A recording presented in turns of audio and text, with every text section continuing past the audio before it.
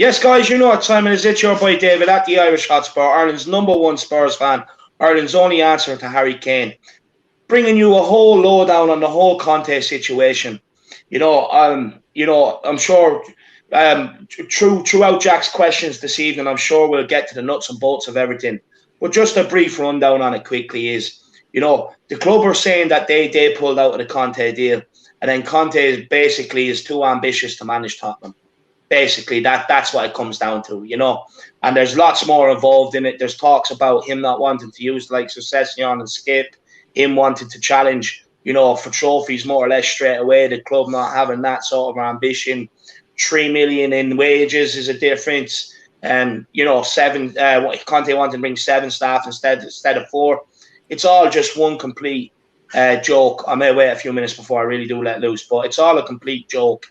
And look. Throughout this whole stream, we hope to get to the bottom of everything and just have a discussion, more therapy on the situation. I want to say a special thank you to my man Jack for agreeing to do this on a Saturday evening and helping me moderate the chat here today and letting me basically be able to get my views out there. So I appreciate that with Jack. I appreciate Kieran. Welcome Kieran back to the channel. He had a bit of an issue with the lead for the mic, and it's great to have Kieran really making his second debut back on the channel. And we will have Danny joining us. He's just running a few minutes late, but Danny Kiriakou back again today.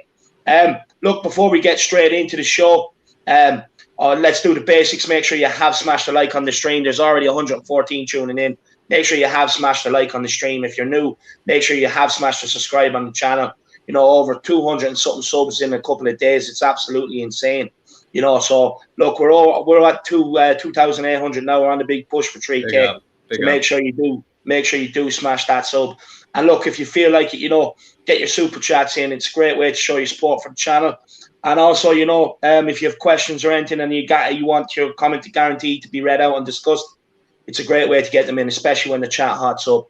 Look, the Harris Army, you're back again for more. So let's welcome a few of the Harris Army into the stream. We have Scott Cranford. We have Justin Martin. We have Ray S. We have Steve Broom Hamilton. We have Tony Austin. We have Chris. Big up Chris, by the way. Javi 6. We have in the building. Matt Hayes is in the building. He says, let's get to 20 likes before the stream starts. Big up Matt Hayes. I actually want to give Matt Hayes a good shout out. What he's been doing the last couple of weeks has been absolutely incredible. The guy is just absolutely killing it. Yeah. He's on the ball for every breaking news. So make sure you have subscribed to Matt Hayes' channel for all breaking news. He's absolutely incredible. He works so hard and he still finds the time to get on the latest news. Big up Sue Smith. I hope, Sue, you're keeping well. I know you weren't too well there. You were saying the last day in the chat. Big up Lionel Messi. It's the annual. Look, Cristiano Ronaldo is the GOAT, but big yourself up, man. Who else have we got in the building? We have Mr. K. Big up, Mr. K. I hope you're keeping well, my man. Who else have we got here? See, the chat's been flying before we even came live. Let's welcome Nigel Gates into the building. Big up, Nigel Gates. He says, when I saw the We Are Tottenham TV video suggesting Conte could make Spurs defenders great players, I realised they had Conte confused with God. No way would Levy get God to Tottenham. Slushy Deluxe, big yourself up. Good to see you back in, my man. We have Bob Spur TV. Big up, lads. Got me Budweiser at the ready. Who's next on the wheel of who's on our next manager? I can't say that word just yet. But who's on the wheel? Look, you have The Undertaker. You have Mickey Mouse. You have Rambo. You have Rey Mysterio. You probably have Boris Johnson. Who knows? Who knows who's on the wheel? Honestly, Bob, who knows, my man? It's getting unbearable now. Big up Priyash. Priyash is in the building as well. Who else have we got in the building? Who else have we got here?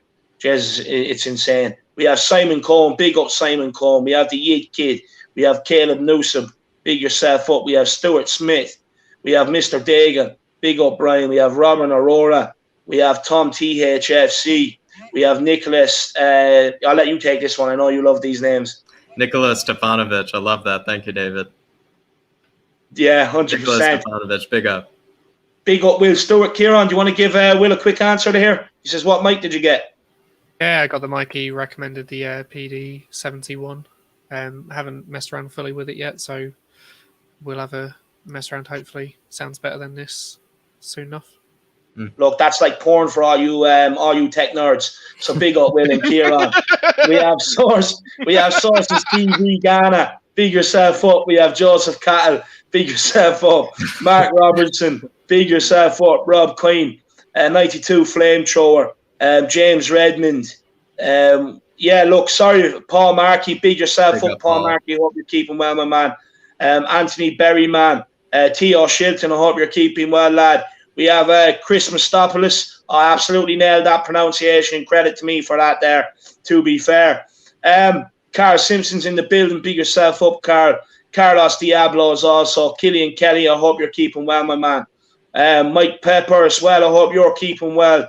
We have Tim Man 007. Big up, Tim Man. I hope you're keeping well as well. And Mr. MZ, Victor HM. We have too many. Sorry if I've missed everybody. Anybody. The chat is absolutely flying, guys. It's absolutely flying. Big up William McKenzie, Bjorn T, Warren Phelan, Maria Williams back again. Big yourself up. Maria. Michael Hayes, have a great debate, guys. Thank you so much. And we'll start giving Kieran the thumbs up. Big yourselves up. But look, we may as well get straight into it. Look, actually, before we get into questions, just quickly, get everyone's feelings on the whole Conte situation. And we're going to start with Conte's biggest fan. Jack, what's your whole feelings on the team? Listen, I mean, I'm not even kidding. I probably would have cried if we actually brought in Conte. I mean, it's not only like Mourinho, he brings in that beautiful personality, brings in that kind of that spark, that kind of swagger. But actually, maybe apart from Mourinho, he's still relevant tactically and still wins things tactically. And to be honest, it's the all-in-one manager. It's everything you could want in a manager. And I'm not even kidding. I would have been in tears if we had signed him this weekend. I probably would have popped out some sort of Italian lager and then would have met it with a nice Merlot or a nice red wine. But it really is. It's heartbreaking. I'm not kidding. It is heartbreaking. Like I couldn't even imagined him being ever rumored with Spurs.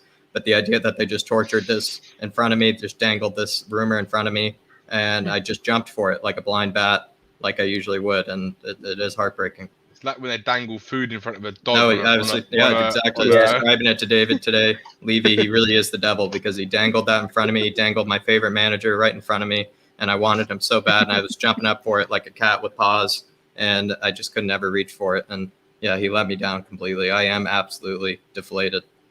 100%. And look, we'll get Kieran's views just quickly. Will Stewart says he has a surprise for everyone tonight. The hint is just for men. So I'm assuming it could be either he's being sponsored by Manscaped or it's something to do with Joe Hart. So it's one of them two.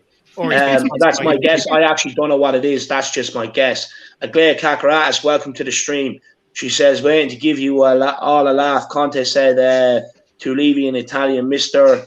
Levio, I want a Saveno Staffio butter. You a giver. Me only Fuero Staffio under. I want a 15 Miliano. You only give me a 12 Miliano. Big up Aglaya Kakaratis, 100%. Big yourself up. I'm sorry my Italian accent isn't great.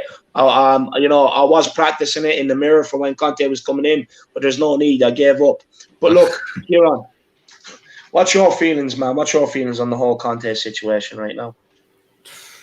I mean, let's be real. Before we were linked with him, he's a manager we all said Levy will never go for him because of how he is. He doesn't take bullshit. And if he's not happy with the way the board or the owners want the club or the manager to manage the club, he will just leave. And that's realistically what happened, why he's left Inter. So it's one before we thought he'll never go to Tottenham. But of course, we are Tottenham fans, so when someone like him does get linked, we all get our hopes up. We all think like, "That's it, boys. We're big time. We've made it." But then we remember we are Tottenham, and Daniel Levy is in charge, and good things don't happen to us. So yeah, heartbroken to be honest, even though I expected it. Yeah, 100%. And Danny, my man.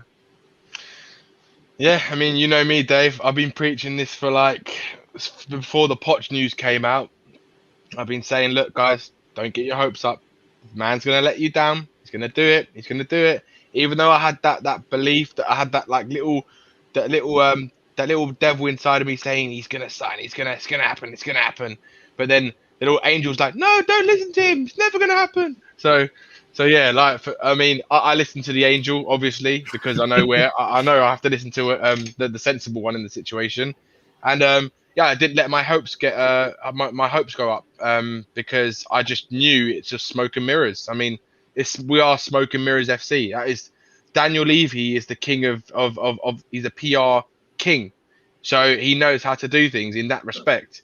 I mean, he literally you couldn't have guessed it. I mean, how many fans were saying this could be potentially like a PR stunt for like the season ticket renewal, and the day after the season ticket renewal was ended, the news comes out we're not signing him over the most ridiculous things I've ever heard in my life. So yeah, I mean, I'm not shocked, if that makes sense. I'm not really shocked about it, and I'm angry by the whole situation in terms of how the club's been for the last 15 years. But I'm not angry in the sense where it's just blown my kind of, it's blown like over the roof now. I've just gone over the top now because of what's just happened with Conte. Yeah. For me, it's just like, it's everything over the last 15 years, which is why I'm still angry. And it's just like, yep, I knew it. I fucking knew it. And that was it. So, yeah. Yeah. No, 100%. And look, I did have a bit of positive news today. I did read it and I was stunned. You know, I was thinking maybe Harry Potter from Brighton managed to wave his magic wand. But rumour has it, United are looking for Harry Winks. Now, please. Me personally, I don't believe it. I'm going to put that on record. But if this happens, this would be the greatest magic trick ever pulled in the history of football. Yeah, it would be absolutely magnificent. You know, they complain about having Fred and Scott McTominay.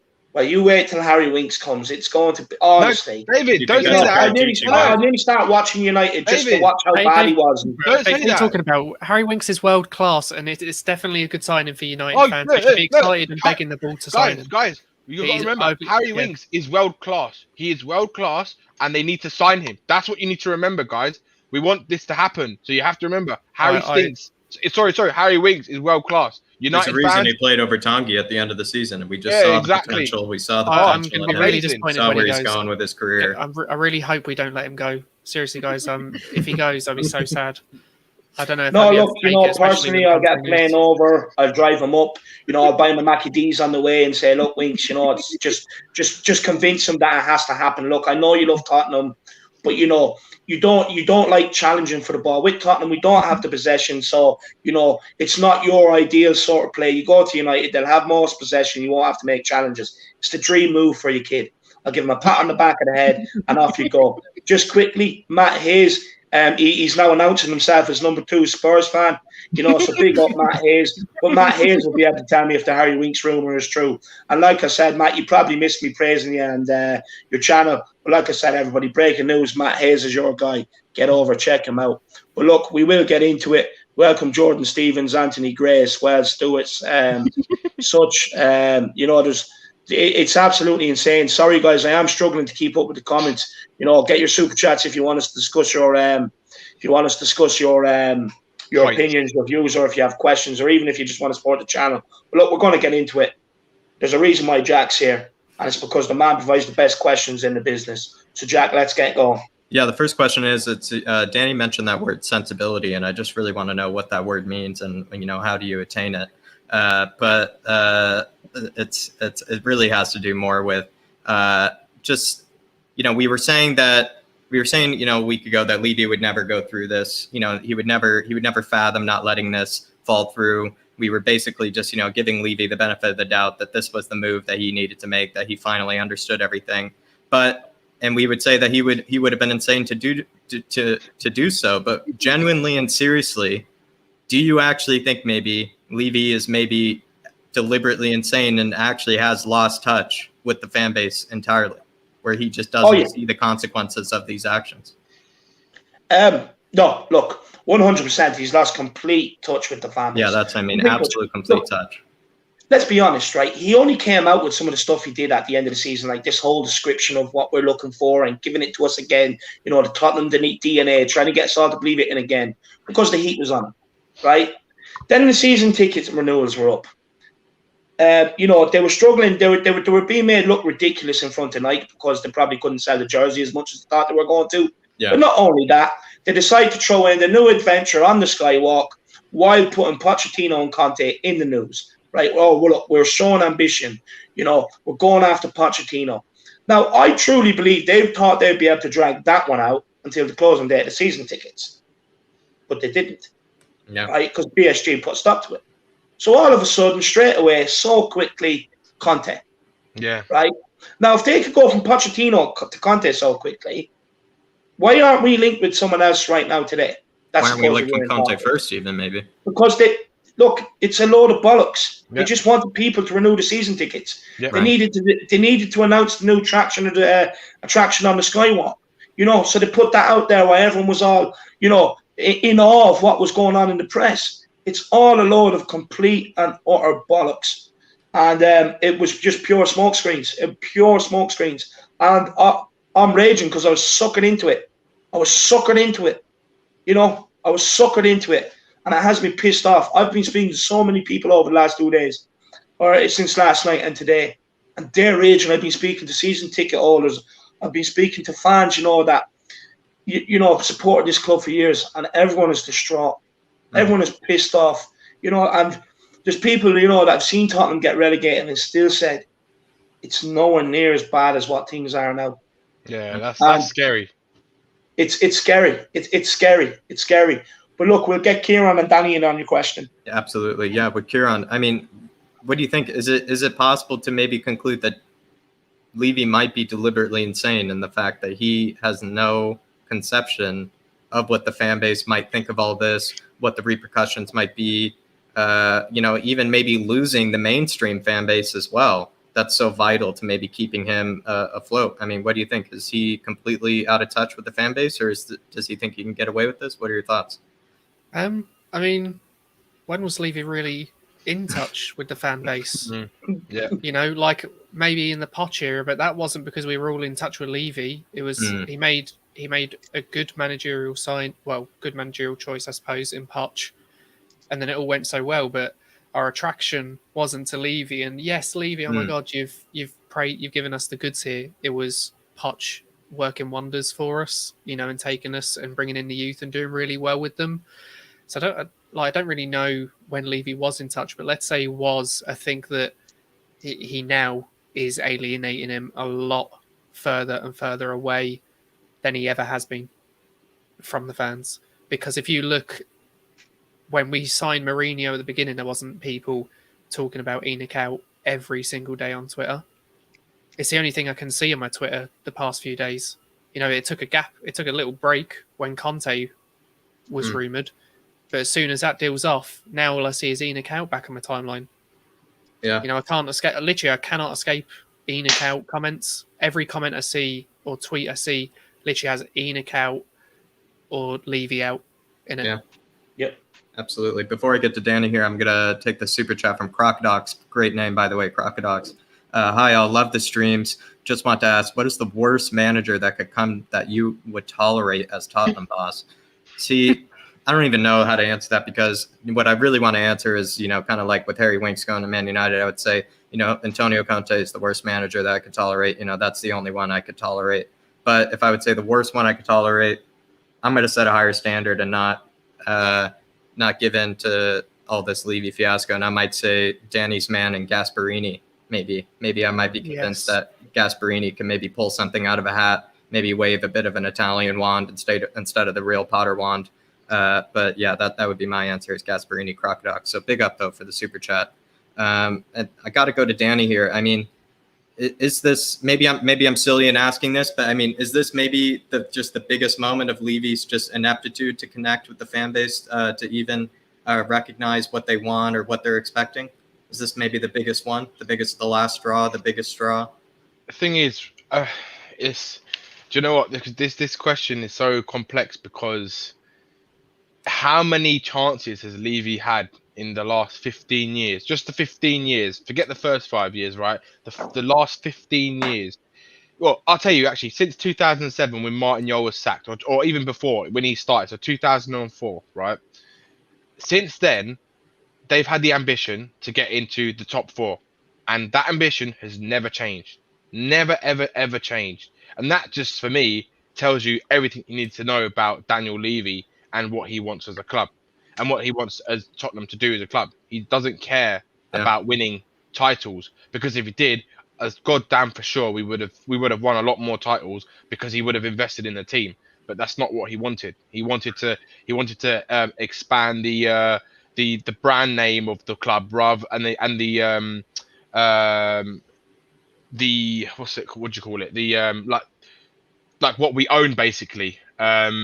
Like the stadium and the training ground and the hotels around the stadium, and buying up the land like they did, and they own all the shops on that parade where Tottenham Stadium is. They own pretty much the land. They're the landlords of all the shops there. So that's what they care about. They care about property, right? Not football. And that's where they want to. That's where they want to make their money. And that's the sad thing. And like what Kieran was saying, he's right. For me, Levy has never been in touch with the fans, and because if he had, the list is just endless with stuff that you can prove that he's never been in touch, right? Yeah, property portfolio is exactly that. But with him, you could go on. The list goes on. Sacking Yol, middle of a match, right? Sacking Yol in the middle of a fucking match. You've got all the things that's happened. Selling Berbatov on deadline day and getting fucking Fraser Campbell's replacement, right? And then selling Robbie Keane in the same window. Was it same window? And we didn't have a strike, or I can't remember, but yeah, I think it was that one. And then the list goes on. In recent years, not back in Poch, going the first Premier League team to not win, not sign a single player in a summer window.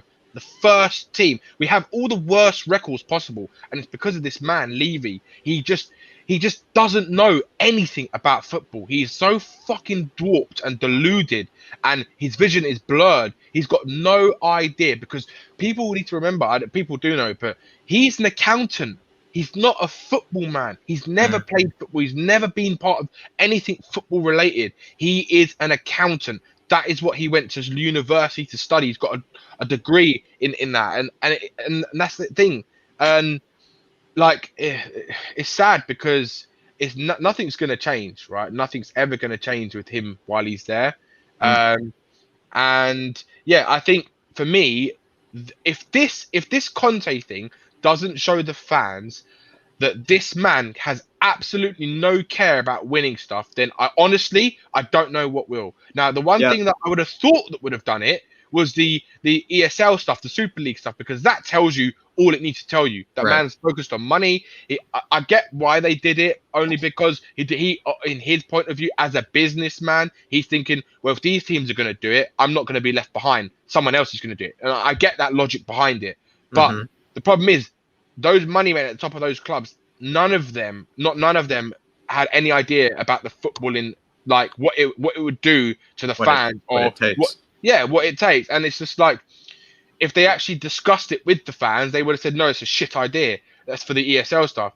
But I mean, this Conte thing literally just tops off everything. And honestly, there'll be too many blind fans, and they need to take a visit to Specsavers if I'm telling you, they need to go to Specsavers if they can't see what's going on. Danny, you're transitioning it quite well, because I mean, David, if it's all right if I go to you here, I mean, is this kind of we were saying with Conte, like if Conte actually signs, if we see the picture of him signing, that legitimizes that maybe this club is actually serious about going somewhere, because Conte, he's like the BL says, you know, he doesn't take any BS from anybody. You know, he sees through people, you know, he reads people well. You know, if they're lying to him, he won't take it. But the fact that he has so immediately denied what they have offered him, is this just maybe the final straw? Is this the last sign to show that this club is not determined to win, or the owners are not determined to win, maybe better said?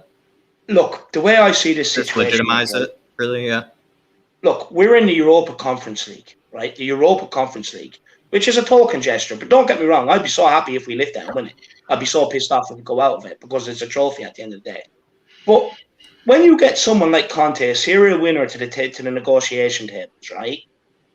Now, I hate to say this, and I've never ever wanted to say this, but we're in a situation when it comes to someone like Conte, right? Conte doesn't need Tottenham. No. Tottenham needs Conte. And this is where Daniel Levy needs to get off his high fucking horse. Right. Okay? And realise the situation we're in.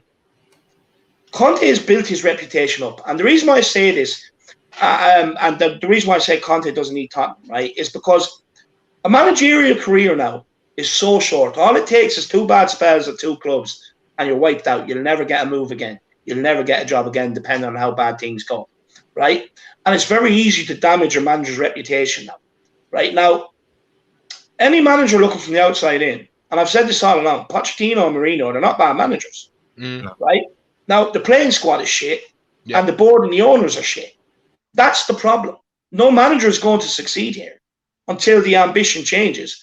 Now, on the ambition, back to Conte. When you get someone like Conte who's sitting there and saying, right, I need to be able to have this much. I know the players already want to get in. This is how much they're going to cost. Go and get me done, because I'm not here just to get top 4. I'm here to compete. Right? I'm here to compete, and I want to get trophies. Now, Daniel Levy's probably sitting there and going, whoa, Antonio, I may stop you there now. No one mentioned getting trophies here. I just mentioned enough to get us top 4. Just enough to get us top 4. No one mentioned trophies, Antonio. You know what I mean? Just top 4. Now, in order for us to get top 4, you need half of that budget. You only need 4 staff instead of 7. And because, you know, I want to do it as cheap as possible and make maximum revenue, I'm also going to pay you 3 million less than what you're asking for. Now, if you have a serious win at the table, why would you even piss him off? You just give him what he wants. You get him in. And then you can start your whole process for the summer, i.e. identifying players. You have Paratici coming in, whatever way you want to fucking call his name, right? You know, you have him coming in. You can work with him. These are the players I want. He goes to Daniel Levy. This is what the asking price is and everything else. This is what he wants. And because we're in the situation we're in, Daniel Levy should be sitting there, should, the main word, bold capital letters, should sit there and say, no problem, senor. We will get them for you. Right? But no, he doesn't want to do it because he's no ambition. You get Conte in, right? If he got Conte in, he was hot. After the shit year we've had and after everything that's gone on through the Super League and through everything else, you know what I mean? Even the most Levy lovers always say, you know, he's a tightwad. His pockets are tighter than a duck's arse, right? Everyone always says that about him. And after everything that's gone on, he was literally handed an opportunity to somehow, you know, shut out the whole ENIC out movement, the whole Levy out movement, pour water on them flames, unite the fan base, show us that we have ambition, we have a direction, and we're going to go for it. And, you know, we're having the ambition that stadium was built for, that training complex was built for. Training complex was built to have the likes of Cristiano Ronaldo, Messi, and players of that ilk sleeping in it. Not Harry Winks, not Eric Dyer, not Mr. Anonymous, none of them boys. You know what I mean? Or not even Ryan Mason. It should be Conte sleeping in them beds, right? This is the thing. That's why it was all built.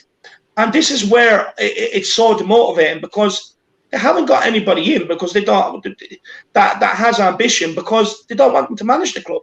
Now, not only that, but imagine the message it sends out, right? So Conte's basically walked away and said, look, you know, Tottenham aren't as ambitious as me, so I'm out. Now, what message does that send to any other top manager? It doesn't send a good message. No, because they talk to each other. The thing is, it's a negative message, because you're even going to struggle to get them to the negotiating table. And if Levy thinks that managers don't ring round each other and ask about players and ask about, you know, clubs and everything else, he's sadly mistaken. And unfortunately, what's going to be said over them phone lines isn't going to be very positive. So he's just ruining this club more, and he's ruining the reputation of the club more. What an absolute parasite. He's like, honestly, right? You know, bank holiday weekend over here, and he's fucked me off. He's pissed me off and ruined it. You know what I mean? And that's the simple short of the matter. He's completely ruined it. You know, just do what you need to do before the Euros. Just get it in place. Show us some ambitions. You know, but no, what he said to Conte is, when Conte says, look, you know, I want to challenge City, I want to challenge Liverpool. Daniel Levy said, look, you know, you don't need to. We'll make top 4, and I'll make sure everyone gets a participation medal. That's basically what he said to him. You know, and I'm sick of this. None of us ever got into football, you know, to say, oh, yeah, you know, we made top 4. We all started playing football and getting into football because you dreamt of lifting an FA Cup, Premier League, Champions League, representing your country, being in the World Cup. winning trophies. Not, oh, thanks, Sir Daniel, for my medal, for the participation medal this season. You know, and this is what's wrong with the club. It's from top to bottom. When you've no leadership up the top, do you really wonder why we're seeing shit we've seen on the pitch this season? No leaders in the squad either. But there's no leaders in the squad because that's the way Daniel Levy wants it. So he can have full control over everything. And everyone runs Daniel Levy's way. And I'm sick of it and I've had enough. But look, we have 440 people watching right now. It's absolutely insane. Make sure you have smashed the like button. Smash the subscribe button on the channel if you're new. The big push for 3K is on and you want to be a member of the greatest army on YouTube. That's the Harris Army. Smash that subscribe button. And guys, get your super chats in. Honestly, the chat is off the chain. If you want your comment guaranteed to be read out, get your super chats in. It's the way to go. And we'll also, you know, we'll discuss your comment, but we have two super chats to get to, and then we'll get Jack and Danny in, or Kieran and Danny in on that question. Absolutely. Great question. Sorry for rambling on for so long. Sorry to everybody out there. No, I'm curious. I'll say even further, you know, if you liked any of that monologue from David there, then you have to absolutely join the Harris Army, because he's going to be spouting that. He hit every single point of the problem with Spurs, the problems with the Conte that's shown about Spurs. I mean, he just wrapped it all up in just a short 2 minutes. I mean, it's just absolutely class. So if you enjoy a short roundup of all the problems at Spurs, you come right here to the Theirishyid Spur. And Bob Spur TV, though, with the very generous super chat, he says, what's worse than being bantered by opposition fans? Them taking pity on us. Experienced that yesterday. It's a whole new low I've seen in 40 years. Yeah, Bob was telling me that the other day. He was talking about how the guy, you know, usually we get kind of like, you know, the jokes, people laugh, you know, they kind of snicker, you know, if, you know, they see that, you know, us wearing the Spurs jersey, but, you know, the fact that they're now just taking pity on us, they don't even have to bother, you know, taking jabs at us anymore. It really is. It shows a new low. Quickly on that. Just quickly on Bob's. Look, Bob, you know, it's a complete new low. When there's not, I would actually sit there rather than take the piss out of me and my club, right? Rather than feel sorry for me. Feeling sorry for me is like, it's almost disrespectful. So I feel Bob's pain. Yeah. Big up Bob for the super chat. Yeah, absolutely. Well said. And then Crocodox yet again with another super chat. Big yourself up, Crocodox. Very generous of you. He says, ENIC out will only gain traction with mainstream media coverage. At 2 or 3 home defeats at the start of next season, then there will definitely be a toxic atmosphere which will get coverage. Look, actually, Crocodox, this is actually a clever point here, because this was my ultimatum was, if it doesn't gain traction over the summer, if it doesn't seem like people are behind it, you know, if we do just go 2 or 3 games with, you know, with the season ticket holders coming in and they see terrible football for yet again another season, that could be the final spark. You know, they have to just see what's happening in front of their eyes and eventually just say enough is enough. But you're absolutely right, Crocodox. So big up Crocodox. I just have to come in there quickly. I fully agree with your comment, my man. The only thing is 2-3 games into the season, it's too late. It's too late. It needs to be done this summer. It needs to be done throughout the summer. 2-3 games into the season is way too late. It is, yeah. It's too late because we can't do anything about the situation. It has to be done now. Right. Big up Crocodox for the super chat. I really do appreciate it, my man. And everyone else, follow suit. Follow suit. But look, let's waste no time. Let's bring in Kieran and Danny on what I was saying there. Yeah, I mean... Or on the question. Sorry, on the question. No, absolutely. I mean, Danny, you were remarking on it, but I should go to Kieran then. But with Kieran, we were saying that, you know, with Conte signing, it maybe shows that, you know, Levy, there's a new light with Levy. It shows that maybe, you know, Conte only guarantees success. If he signs, it shows that you're going to have success. He sees through the BS. He sees through the fake promises. The fact that he has denied us, does this just show that we are a club of fake promises legitimately? Like no other way, you know, about it? I mean, all it shows is that, one, we truly have no direction, because we're saying, oh, someone that's got to be attacking football with the Tottenham DNA. I'm not saying that Conte doesn't play attacking football, but I'm saying he definitely didn't fit that description of what Levy and the board were giving out. So they've gone for a manager already against what they were initially claiming they were going for, and then they're not agreeing over the likes of 3 million and 2 extra staff members. 3 million. It's like saying you're going to put Tom Hardy in a movie and then put me in it, Kieran. Yeah, but do you know what the thing is? Kieran, it's even less than 3 million. It's like it was 3 million euros, so that's less. 3 million euros. Yeah, so not even pounds, right? The one thing you got to think of is how many youth players did we release like last week? Because we released a good number. Danny Rose is now off the wage books as well. You know, there's that a could few be one of the players coaches. That could have been one or two of the coaches even. Yeah. So, like, and 3 million. How much did Joe Lewis's value go up? And isn't Daniel Levy the highest paid chairman in the Premier League? Yet we're sitting in 8th. Yeah. Like, so I think that shows you all you really need to know. Yeah. Yeah. No, you know what? We're willing to take the cheaper option rather than pay you that much money. We'll get someone else for cheaper, and hopefully they can do it. Like I said to you guys before we went on the air, with Levy and this board, it is what is the safest option that we stand to lose the least money from. You know, it's, we could get Conte, and you know what, he near enough 99.9% guarantees success, but there's a 0.1% it doesn't. So if you back him, let's just take the cheaper option and go for someone else that, you know, it's not really expected much. So if we do well, it's overachieving. If we don't do well, look, you know, we never really expected to do much. Yeah. That's all it says to me, you know. And the worst thing is, I didn't believe in the Conte hype until Paratici was rumoured, because I thought, if we're getting Paratici, he's not someone who's known for bringing in these like talents that are just coming through and not spotted by the big clubs.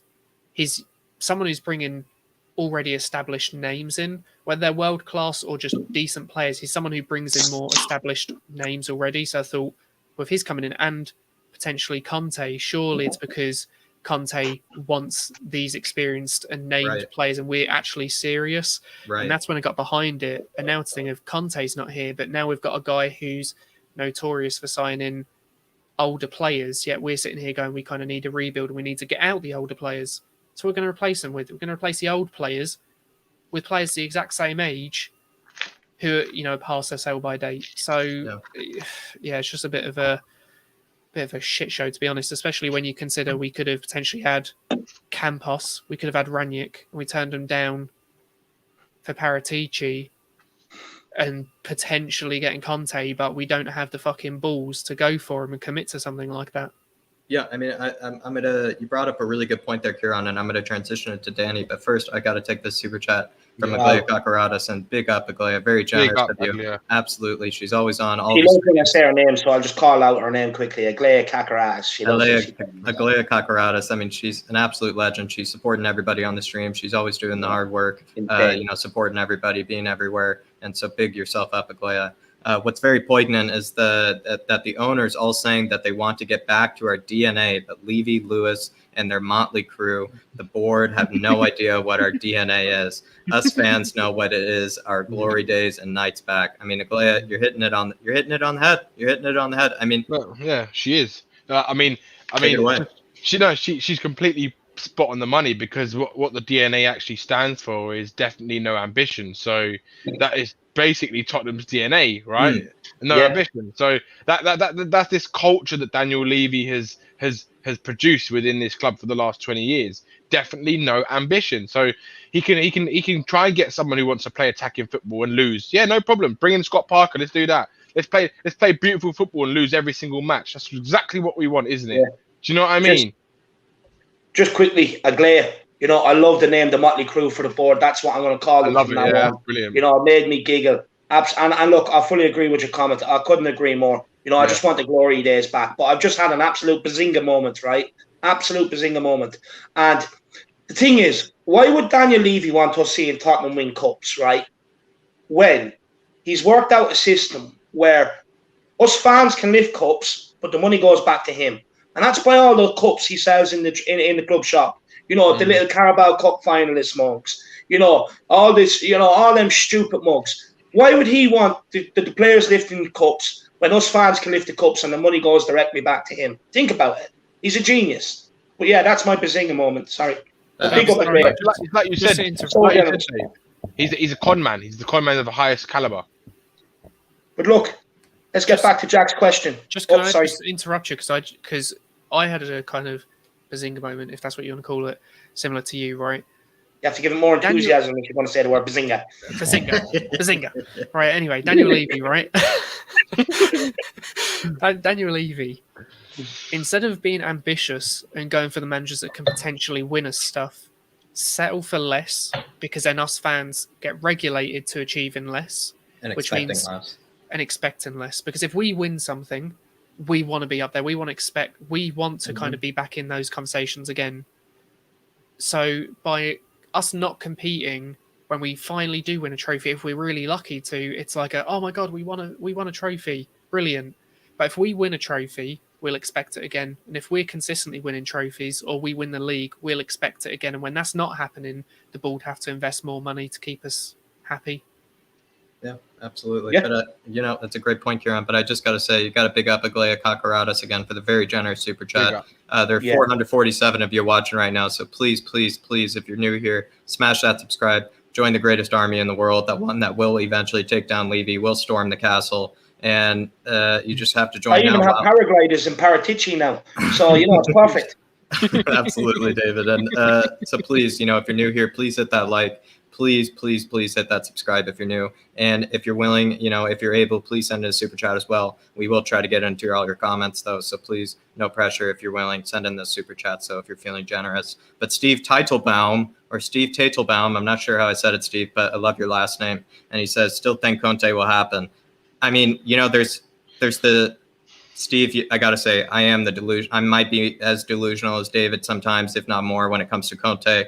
And there is that little part of me. I'm sending him messages every day. I send a screenshot to David. I'm sending him little messages. Yeah. I'm going to send him an Italian message tonight, just to wish him well and just to hope, that he might just be the Mother Teresa, because that's what it takes. He's going to have to be a Mother Teresa to see past all the problems at this club and just take it upon himself to lift us out of all this. But it would be a saintly move of his. But I think there's a good point raised by Kieran and by Danny here, where it's like, it kind of connects. Danny. Sorry to Steve. Yeah. I hate to be the master of disaster, but it's not happening. It's just that simple. It's not happening. So sorry, go on, Jack. Big yourself sorry, up, I'm a bit unruly tonight. Put me in my place. Sorry, man.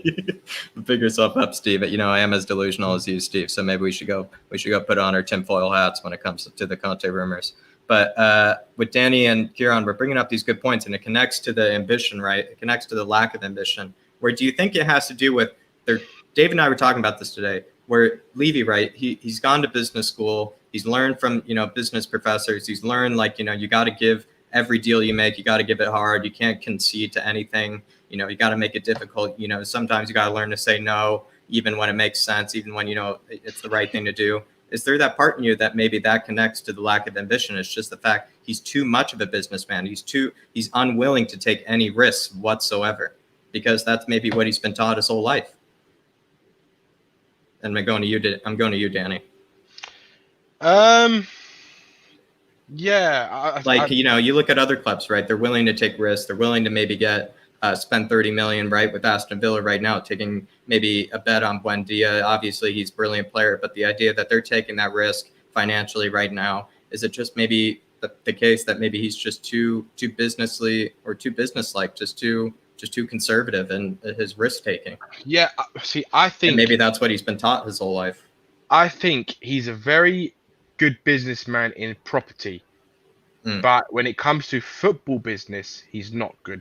Because the problem is with Daniel Levy, what he did with ENIC and stuff like that, right, before Spurs and stuff, he that's why he's their accountant, basically. He was ENIC's accountant before he became chairman at Spurs, because he knew how to manage the finances and to make money, right? He knew how to certain things so they could make money. Now, with how he does things at Spurs, I think he takes too much of his experience from property and managing the accounts at ENIC, right, into Tottenham as a football club. And I think that's where he gets it wrong, because what he's doing is, if he was a very good football businessman, he would look at investment in players and see that if he got the players at the right times when he should have, and done the deals properly over the last 15 years, or say the last 10 years even, then he could have actually made more money as a business for Tottenham. Right. If he'd actually got the players in that he should have got in when we had the chance, and we actually could have pushed on and won a title or something like that. potentially the Champions League. And if we had done that, you're putting us into the catastrophic atmosphere. Do you know what I mean? And globally, you're making the brand bigger. You're going to have more fans. You're going to have more people buying shirts. You're going to have more people buying Champions League winner T-shirts or whatever. Do you know what I mean? Like the merchandise is going to go up. More players are going to want to come to the club. You'll probably be able to you probably have a bit more authority on the transfer market as well. Because once a Champions League winner or a Premier League winner is in for you, it makes it more difficult for the player to stay at that club. So there's so much things that can come from being shrewd in the football business, and I think that's where he's fucking failed miserably so much. Go on, Dave. Yeah, can I just come in on that? It's actually you're after sparking something that I was actually saying to Jack earlier, right? So, and it's on what you were saying about Daniel Levy and the businessman. So, like, look, Daniel Levy obviously went to college, to study everything that he has a degree in, right? But in life, there's only so much that books can teach you. Mm-hmm. And a lot of books are based off other people's experience, and that people have judged that to be the best way. And even what you're learning in school, some of that's so far outdated, it's unbelievable, right? Yeah. But, with Daniel Levy, right, he's one of them people, right? So when you're learning business, you're learned to never go against the numbers. That's the first thing you're taught. Do not go against the numbers, right? But then, and this is the problem, he's doing that at Tottenham. He's just doing what he's learned in college. I'm not going against numbers. But what a true trailblazer does, okay, there's certain good things they can teach you. But then there's other things you have to learn for yourself, right? And like the trailblazers are the people that see an opportunity, right? They pump millions into it. So basically, rather than like say pump in, rather than say putting in what he's putting in now and say over the next 20 years his profit is going to be 20 billion, right? Like most trailblazers can look at the numbers and say, well, if I put in, say so much now all in one go, expand it completely, I can get that 20 billion in 10 years, half the time. Yeah. So he's not even really a good businessman, to be honest with you. He's just a textbook businessman, and that's the problem. You're right there, I've David. exposed you, Levy. I've exposed you, little dirty son, you rat. I mean, to sum up David's point, I just got to chime in, Danny. I mean, to sum up David's point, I've heard this from my dad, who was a salesman, and they did say this: like the best salesmen in the world still tell you how to make it as easy as possible for them. Yeah. They tell you they're the best salesman. They tell you, they're the best in the game. But at the end of the day, they're still going to make it as hard as hell for you to make it as easy as possible for them. And so how on earth does that make them the best salesman? And I think that's what it connects with businessmen as well. It's like, good businessmen, in this case, don't take any risks, apparently. Don't want to invest. Don't want to actually show something for real. But yeah, go to Danny. Yeah. No, I was going to just to add on what you both were saying, right? So coming back to what Daniel Levy does, or what he used to do as an accountant. What does an accountant do? An accountant manages money, and they look to find loopholes in things so they can save money wherever possible, right? Or they're there to manage your finances and to save as much money as possible on whatever they can. Yeah. Sustainability, right? Now, when you've got someone like that running a football club, right, who's trying to compete and be ambitious, that's where you need someone like an entrepreneurial businessman who actually will take the risks and actually will put the money into it to try and make the business better and produce more money, more profit for the company, right? Take big risks. Yeah. Well, exactly. And that's the problem, because he's got that accountant methodology, right? And that thinking, and like Dave said, that textbook thinking, he hasn't learned how to be an actual businessman. Yeah. Like in terms of, especially in the football industry, it's completely different being a businessman in the industrial world or in the property world or whatever than it is in a football club. And that's where he's failed so bad. Like if you look at someone like Abramovich, right, he's made his money in oil, right? That's where he's made his money. But the difference between him is that he wants to win things because that's his passion. He wants blindly puts money into the club. He pumps money into the club, right? Yeah. Whereas Joe Lewis, he just wants a business that's making money so that he can just sit on his fucking yacht and do shit in his tennis court. Like, do you know what I mean? So his mates can clear it up after him. That's what he wants to fucking do. You're exactly right, Danny. But we got to get through these super chats, quickly, we have 539 people watching live. It's a live record here on the Irish Hotspur. Absolutely insane. Thank you so much for everyone that's tuning in, listening to me shite talk. Fair play to you. But make sure you do subscribe to the channel if you're new. The big push for 3K is on. But not only that, everyone on this panel, make sure you go over it. The link for all their social medias and everything else is in the description below this video. So make sure you get on it and you follow the boys as well, because like what you see here is what they're like on their social medias, Twitter. They all speak the truth. But look, the super chats are backing up, so we will get them in, Jack. Absolutely. We got Jason Groves, though, who's an absolute legend on every channel that there is. And so pick yourself up, Jason. He says, your show, Chris Callan. I love this guy. His accent's brilliant. He's got a great voice. He says, your show, Chris Callan, was gold, mate. Thanks for keeping it real. I mean, yeah. Jason. Look, I appreciate that, Jason. And look, it was just raw emotion. I'll be honest with you. I was playing Astro. Chris asked me to do a show. And I said, look, man, I'm only in the door. I had to drop all the boys. We had to drop all the boys off after and that. I'm just getting a shower, man. I played my heart out. I was sweating like a pig. So I needed a shower. And then Chris was like, oh yeah, no bothers, man. Even if you can give me 10 minutes. So I said, look, Chris, let's just do it. I'll put my shower off. I'll get it after. Let's just go with it. And I'm glad I did, because, it helped me sleep a bit better. Because otherwise I wouldn't have been able to sleep. But no, and look, I always keep it real. You know me, Jason. This is what you get over here. No pussyfooting about bad performances or about anything. We call it as we see it, and that's what you get the Irish Hotspur. 100% real. So big up, Jason. No. Thanks for noticing that, David, and as well as you, Jason. So big yourself up, Jason. And then yet again, David, another very generous super chat from Glaya Kakaratas. Yes, Glaya Kakaratas, one of the best names in all of the chat. Almost every chat, usually one of the best names. And honestly, usually some of the best super chats and just the best comments as well. So big yourself up, Aglaya. And she says here, you can take the girl out of Tottenham, but you can't take the Tottenham out of the girl. Now I want to take Levy out of Tottenham and dump him at the Emirates and appoint him as the Arsenal's new chairman. I mean, that would just be the absolute birthday presents, Aglaya. And also, Aglaya, so big yourself up. Absolutely. You've been very generous tonight. You're given to the right people. I mean, it's just, I appreciate, Aglaya. I mean, David, I should maybe let you take this away. No, look, Aglaya, we all appreciate you. You're so generous. Thank you so much. And I love that first comment. You can't take the girl out of Tottenham.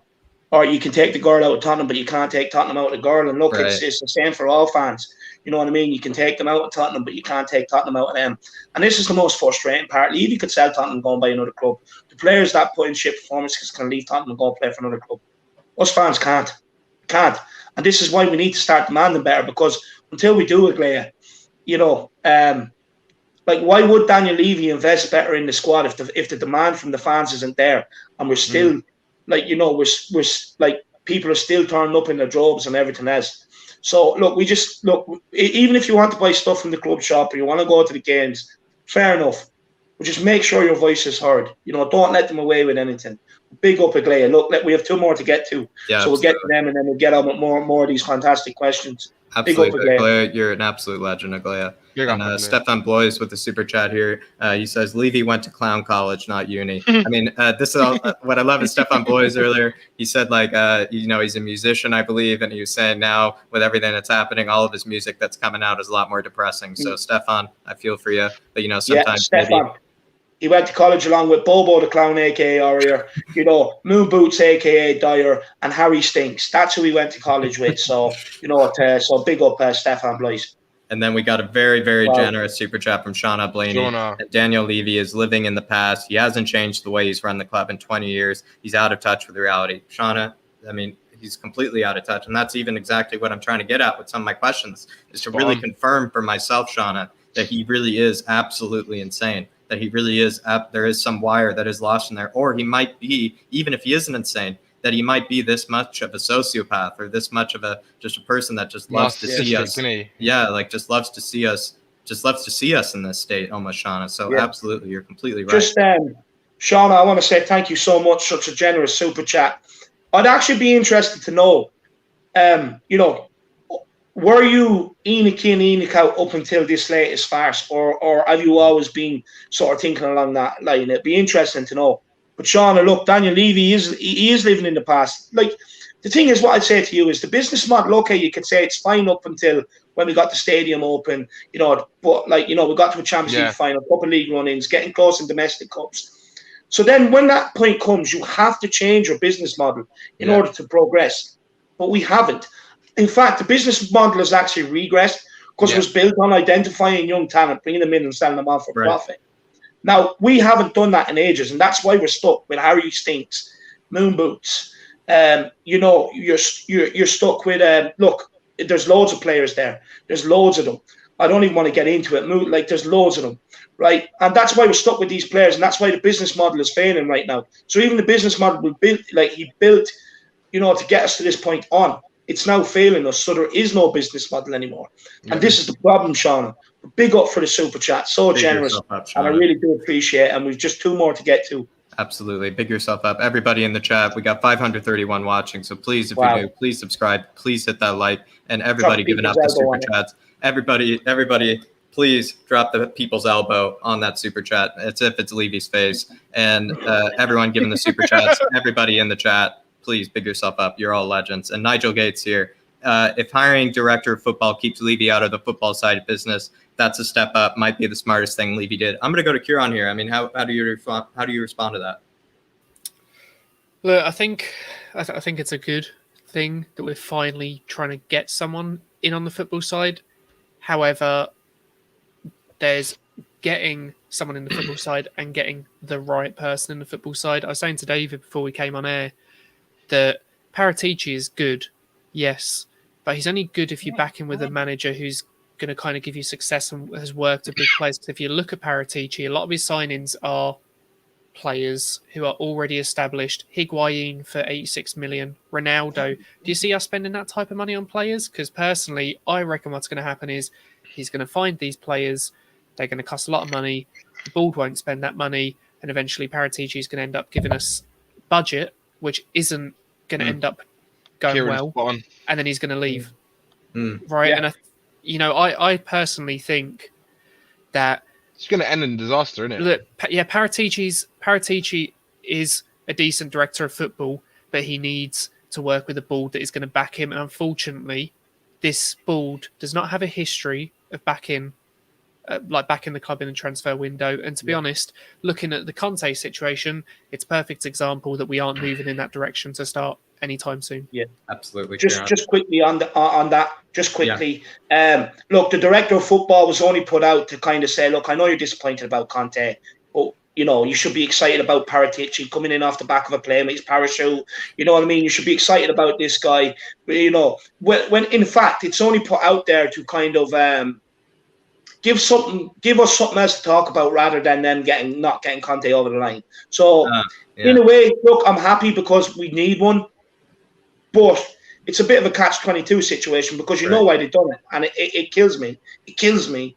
You know what I mean? It really upsets me. So I'm not really heeding too much attention to that right now. I will maybe next week when it's a bit less sore with me. But right now, I'm not even going into it because it's just covering up what they've done. And for me, that's just my opinion on it. Yep. Look, we've 2 more super chats to get to. Can I just quickly touch back on what I said? Because I know a lot of people are probably going to bring up Paul Pogba. But hang on a second, Paratici brought in Paul Pogba from Man United. Yeah, that was back in 2012.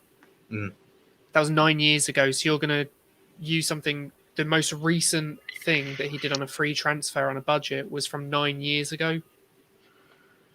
So you can't. I don't think that really has any relevance in today.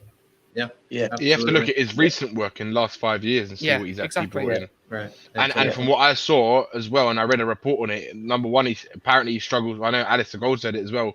He struggles to sell players, and some other reporters in Italy are saying that he's kind of left it a bit unbalanced, the squad, over the last 5 years. Absolutely, yes. No, that's absolutely right. But Ron Cooley with the super chat here says, great show, lads. Come on, you Spurs. Hashtag ENIC out. I mean, Ron, you're absolutely right. And thanks for the compliment and just thanks for supporting the show. So big yourself up, Ron. Shauna Blaney, been absolute saint. Killing it. Smashing it. Yeah. Shauna, big yourself up. I hope you have some Ben & Jerry's in the freezer tonight. Because you've been absolute saint to everybody. Just in case you didn't know, Shauna, Ben & Jerry's is the choice of ice cream here. We talk about it nearly every stream. Yeah, it's got to be some type of flavor. If you don't have Ben & Jerry's, maybe it's a Haagen-Dazs, maybe it's something else, but you got to let us know. But Shauna says, I was on the fence about ENIC up until the European Super League, and then after that, I was fully ENIC out. I mean, Shauna, thank you for just being awoke, Shauna. Thank you, because still, there's so many people that haven't even awoken yet to all of it, Shauna. So big yourself up, because believe me, it's still shocking that we have to still convince people of the ENIC and Levy situation at the moment. But big yourself up, Shauna, for very generous of you. And no, big up, Shauna. I was just interested, to see what your stance were. You didn't even have to put in the super chats. So generous of you, and thank you so much. I really do appreciate it. And then we've one more. Yeah, sorry. We got Aglaia Kakaratis. We're too eager to get to Aglaia Kakaratis because she's been. I think everybody's got to give her. Everybody's got to give her a big up. Everybody's got to tell her a big up because she's been an absolute legend. And Aglaia says, "Can we send Moon Boots on a one-way ticket to the moon?" I mean, Aglaia, it seems like you're the best one to guide him there because Aglaia, it seems like I could see no better person than to take him there. You're Spurs through and through. I know with these super chats that I know that you would get it done just because you're a woman that can just. It seems like you can get these type of things done in terms of just getting these players out of the club. You have the right mentality, just like Shauna. You're woke to all these problems. So Aglaia, I see no better person than bringing Moon Boots to the moon than you. So Aglaia. Aglaia, look, no need to sweat. I have it under control. NASA rang me yesterday. They want their moon boots back. That's breaking news. Tier 1 source, Harris Army. So NASA has rang me saying they want the moon boots back. So it's already in progress. Don't worry, Aglaia. Absolutely. You can tie him up, put him in the boot. Tie him up and put him in the boot and take him to NASA. So he thinks he's going to another club. Just take him, put him on a rocket, strap him in a rocket. Tell him you're going to play for Mars FC and off the fuck you go. But look, let's get into more of these questions. Let's go, Jacob. Honestly, I really do want to get through these questions, lad, because Jack puts in so much time, and effort putting these together. So let's start milling through them. Let's go, Jacob. Absolutely. So how do you think Levy even convinced Conte? I mean, it's part of these web of lies that I've spoken about before. How do you think Levy even convinced Conte to even be considered to be rumored with Spurs and even consider the position? And then did he try to pull a fast one on him? Like, do you think? Like, I just got to ask. Like, how could he even convince Conte to even consider? Do you think really the web of lies extend to even the managers that he tries to sign, where he can just tell them that everything that they want is going to happen, and then right up to the pen, right up to the signing date? Do you think he tries to pull a fast one on him, or do you think he tries to be stubborn over it? I mean, it's kind of a two-part question, but how does he even convince some of these managers to come over and be rumored with us? Do you know what? I'll actually take this if you want. Because the big thing for me is I don't actually think that it's necessarily he's actually convinced Conte fully to become the manager, right? I think the only reason we're in talks with him is because Conte's come out of the Inter job. Conte's not come out of the Inter job because his contract's expired and he doesn't know where he's going next. It's a quick thing, and he wants to be back in another club as quick as possible so he can continue winning titles while he's in his prime as a manager. So the thing for him is, if we're going to contact him, of course he's probably going to consider it because it's a chance to get back in a club quickly. And I think that all that's actually happened is we've gone into talks with him to see what we're offering and what our goals are. He's come into talks and then gone, yeah, no, this isn't for me. You guys aren't offering anything that I'm actually wanting. See you later.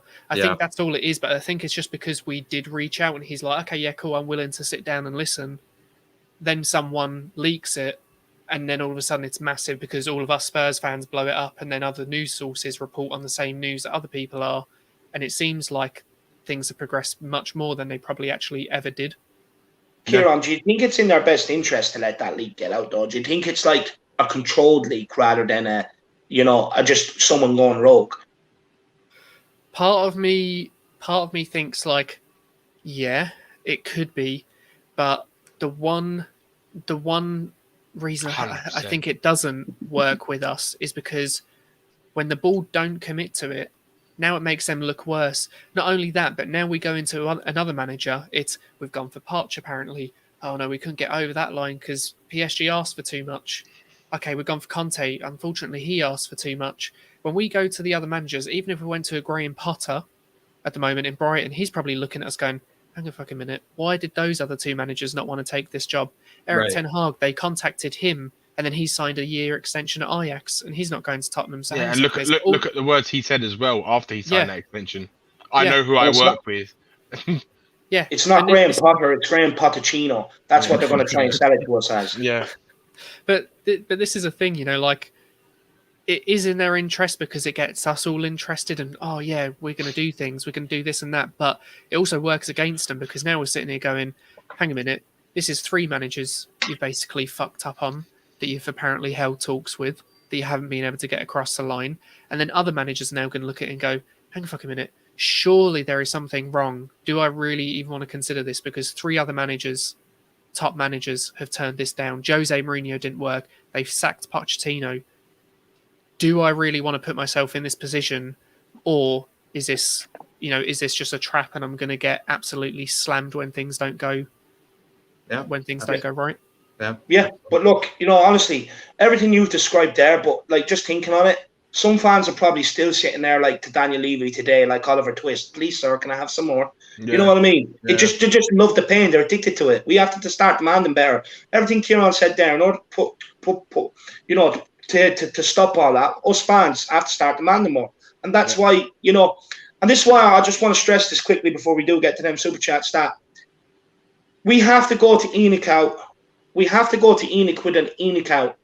Even if you're ENIC reform, you can still be on the ENIC out banner. Me personally, I genuinely don't believe we will get ENIC out. But we have to go to them with the strongest possible message in order to get them to reform the way we want them to reform. If you go to them, can we get ENIC reform, please, instead of ENIC out? They're going to laugh at us. They're going to laugh at you. And then you won't even get ENIC reform. You get what, like, AV Troops sent in here about the fan representation on the board. Yeah. Honestly, right? How long has Tottenham been in its existence? It's took for fans to show a bit of displeasure to the Super League, for them to say all of a sudden, we'll do fan representation. Bullshit. It's a token gesture to try and appease people. These fans are going to be under NDAs. They won't be able to say a thing. If you want someone to be representative of the fan, get someone that couldn't give a shit about NDAs and will just tell people what's going on. Honestly, the whole fan thing is just, it is literally, that fan representation on the board is literally just bollocks. It's just a token gesture. The only thing is, I know there's some people saying, don't bother with it. The best way to defeat your enemy is having a spy on the inside. Mm-hmm. Like, now that it's been offered, I would still much rather have someone in there than not in there. And that's just my point on it. We'll take these 2 super chats in and then we're going to let Danny in. No, that's good clarification though, David. Absolutely. Good point. And Avi Troops here with the super chat. And so big yourself up, Avi. He says, where's the fan participation on the board thing gone? That thing also a hoax. Thanks to no fans can allow these type of mismanagement on the club. Disgrace. Hashtag BBL. Big up, Avi. I mean, absolutely. It's a good thing that I even forgot about myself, Avi. So big yourself up. I was literally about to mention that, and then he put the super chat. He's like, you read my mind. Yeah, so big up, Avi. Yeah, he's thinking through all of us at the moment. And then we got one from Jenna Tools, which I actually love that name, by the way, Jenna Tools. Yeah. And then she says, love the channel. It's my birthday. Can I get a shout out? Big yourself up. Look, got a June birthday, Jenna. So big yourself up. Jenna. Lads, it's the Harris Army. We do things properly. We can do it better than that. Let's sing our happy birthday. Absolutely, Jenna. Right, on 3. I'll conduct the choir. Absolutely. 1, 2, and a 1, 2, 3. Happy birthday to you. Happy birthday to you. Happy birthday, Jenna. Happy birthday to you. Big yourself up, Jenna. Big yourself up, everyone. Give them the super chat. Strong finish there. You need the strong finish always. Well, big up. I hope that's made your birthday, and big yourself up. Actually, since Kieran missed it, we may get Kieran to sing it on his own. I think he could, hang on a second. I'm only messing with you. I'm only messing with you, man. I'm only messing with you. Look, Jack, crack the next question to Danny there, my man. Absolutely. Let me get to it here. And so, where do you think, Danny, in the demands of Conte, where do you think with like what Conte maybe said to Levy, where do you think that Levy maybe first buckled or folded? Where do I think he first buckled or folded? Like, what do you think maybe the first thing Conte said? What do you think is maybe the ultimate thing that Levy is maybe hiding that maybe really is making him fold here, is making him buckle? Hi guys, how are you? It buckled from the beginning. I think he buckled as soon as he saw him. He came in with that Italian swagger, yeah, right, and that suit on, probably on his Zoom chat, and Daniel was like, "Whoa, just intimidated. Too much ambition here, too much. I haven't got a suit like that." Like, I'm telling you, that's probably what happened. That's probably what happened. He's never seen Armani. Yeah, he's never. It's exactly it. He's only seen Primani, mate. That's what he sees. He's got to count those pennies. But I mean, yeah. I mean, you know, maybe if you can be specific, if you can. I mean, yeah. What do you think is? What do you think Conte asked that maybe just made Levy, you know, maybe go back a second and, you know, say like, maybe I don't want to have this go through. Like maybe I can't deal with this guy. I think it is what Dave was touching. I think that he probably said like what he needs to do to win. He wants to win instantly, right? He wants success now, and he's done it before where he's taken a team that's finished like in the top, like 7th or 8th or whatever, and he's gone and spent money, and and he's gone and won a title, or the next season he's gone and won a title in the second season, and I think it's a difficult one. I think there's a lot of it, right? But I think one of the things is probably that he's probably gone in there and said that this is what I need. I need to get rid of some of these players, and I need this much money or something like that. But I think probably Levy's like, well, you have to work within our budgets and our restrictions, etc., etc. And I think that's what's probably happened. But I honestly feel the biggest thing is probably something to do with Kane. I genuinely think it's something to do with Kane because for me, personally, my opinion, if you're going to sell Kane, right, which Conte, we've known in the past, he said if he could have any striker in the world, it would be Kane, right? So if he's going to come to Spurs, right, he's going to want Kane. And I think there's probably on Daniel Levy's end and Tottenham's end, they haven't got a guarantee that they can keep him. So they could, exactly, Tottenham Hotspur, that's a good one. But yeah, like I just think that they probably told him, look, we can't give you a guarantee on that. And I reckon as well that they probably couldn't even guarantee that they could give him all the money generated from Kane to reuse into the squad. And yeah, that for me, it's down to money, innit? It's always down to money with Daniel Levy. It always is. Whether it's how much money it is for fucking 3 extra coaches, an extra $1 million on the salary, whether it's transfer budget. And because we haven't got nothing, there's no guarantee that we're going to sell the deadwood we've got in our squad. And if Daniel Levy's saying, well, Kane can be put towards that if we sell Kane, he's going to be saying, well, fuck you, I want Kane. Otherwise, I'm not going to stay here. Why am I going to stay here with fucking Bobo the Clown still there? Like, do you know what I mean? It's just not going to happen. You can't bring in someone as ambitious as Conte and sell your top player, who's one of the best, if not the best striker in the world right now. It doesn't work like that. It just doesn't work. It's delusional. So how can you sell Conte a vision and a project, right? How can Daniel Levy sell anything to him if he can't even guarantee Kane? And the reason why he can't guarantee Kane is because Kane is not going to sort out his future until after the Euros. And Conte, and it could be a case where we might even wait until after the Euros to appoint a manager. I'm genuinely serious. Dave touched on it earlier today. And I genuinely can see Spurs waiting another couple of weeks. The Euros will finish, and we still haven't got a manager. Jesus. Yeah. No, 100%. 100%.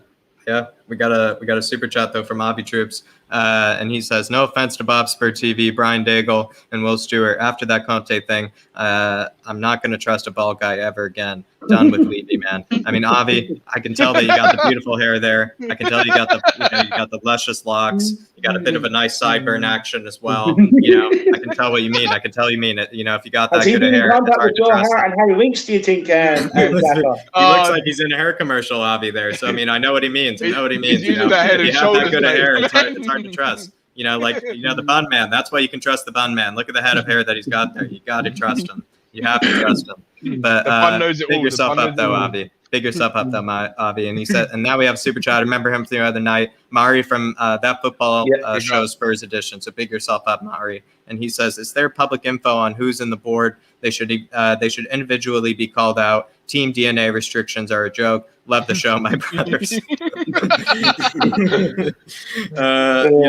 Mari, I'm pretty sure it's actually probably quite, for plenty of the board members, I'm probably pretty sure, you can easily find them But, you know, maybe also like part of maybe the shady dealings behind Spurs. Maybe there are a couple of other people that have some invested interest in the club that maybe we don't know about. Maybe some private equity funds. I'm not sure. Yeah, you can find them. I don't know what time it's on, but I think there's a show called the Teletubbies. You can find them there.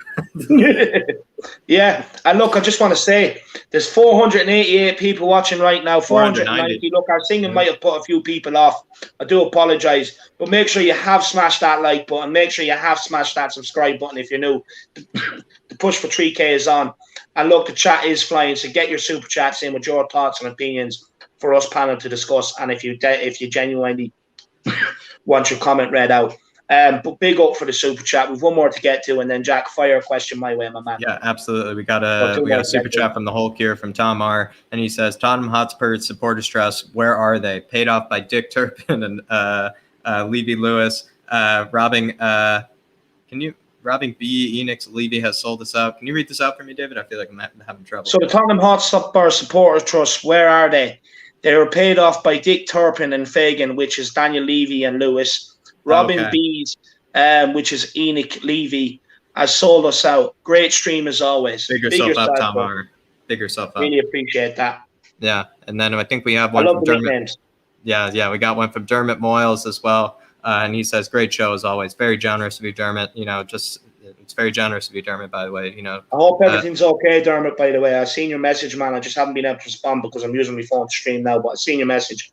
Hope everything's all right, my brother. Yeah, absolutely, Dermot. Big yourself up. Thanks for joining us tonight. And thanks to everyone joining us, all 486. Thank you for joining us. Thank you for getting your therapy through us. You know, we're happy to provide it, and we're also giving it to ourselves as well. So big yourself up. And please, please, please, like David said earlier, give that people's elbow to the subscribe button earlier. And I think, you know, there was something brought up, you know, we were talking about like maybe what pushed Conte away or maybe what, you know, made Levy buckle. And apparently, David, I'm going to come to you here. And then, Kieran, I want you to answer the same question. But there's this rumor that's supposedly been come out. There's this story that's come out that maybe Spurs, you know, maybe Levy were upset that Conte apparently said he didn't want to play Sessegnon. He didn't want to play Skip next season. I mean, what do you make of this? Is this true? Or is this maybe some other scheme or ploy made by the board to make them kind of look like the good guys? Look, Jack, before I actually answer, I'd love to hear your thoughts on it, man. Yeah. And everyone else, get in the comment section and let Jack know how much of a great job he's doing. You know, I'll answer my own question here, and I'll just say I think it's an absolute ploy. I think Kieran, you know, might even steal his answer from what I heard earlier, and I think it was a brilliant answer. But it makes sense for them to, you know, to pick the two best players that have had the two best loan spells at the club. Why on earth would Conte even, you know, look at the club this far ahead and think like, you know, I really especially don't like Sessegnon and Skip. Like those are the ones I could never deal with. Like out of all the players at the club, of those are the ones that apparently turn him off, and those are the ones that he made such a big deal about that the board had to say like, oh no, you can't say that about Sessegnon, you can't do that about Skip. Just seems unrealistic. I don't know what Conte would have against Sessegnon and Skip, especially if they've had great loan spells. Also, like they absolutely fit his system. Like they really fit his system. Like you could see them being great kind of backups within his system. I don't think they're expecting to be starting. You know, I don't think they're expecting to be, you know, the first name on the team sheet, but then I think Conte would be fine with that as well. I don't think any of it makes sense. I think it's another scheme personally, yeah, to make them look like the good guys. But maybe I'll go to Kieran here. I mean, obviously, maybe I kind of gave a big long-winded answer on it, but I mean, is this some scheme? No, that's what people want to hear, lad. Yeah, is this some scheme? Is this some type of, or is this maybe real? I mean, do you really think that maybe the Spurs board were upset that Conte didn't want to play Sessegnon and Skip and play the youth, supposedly? Look, I was saying this before the stream. No manager goes to the board and says, I'm not going to play those players, and those players who I don't know and have never seen play in person or train in person. Right. They'll come in and they'll assess the players themselves, unless it's a player they've already worked with before, who they know, yeah, this player doesn't cut it. I've worked with them recently before, and I know what I'm getting from them.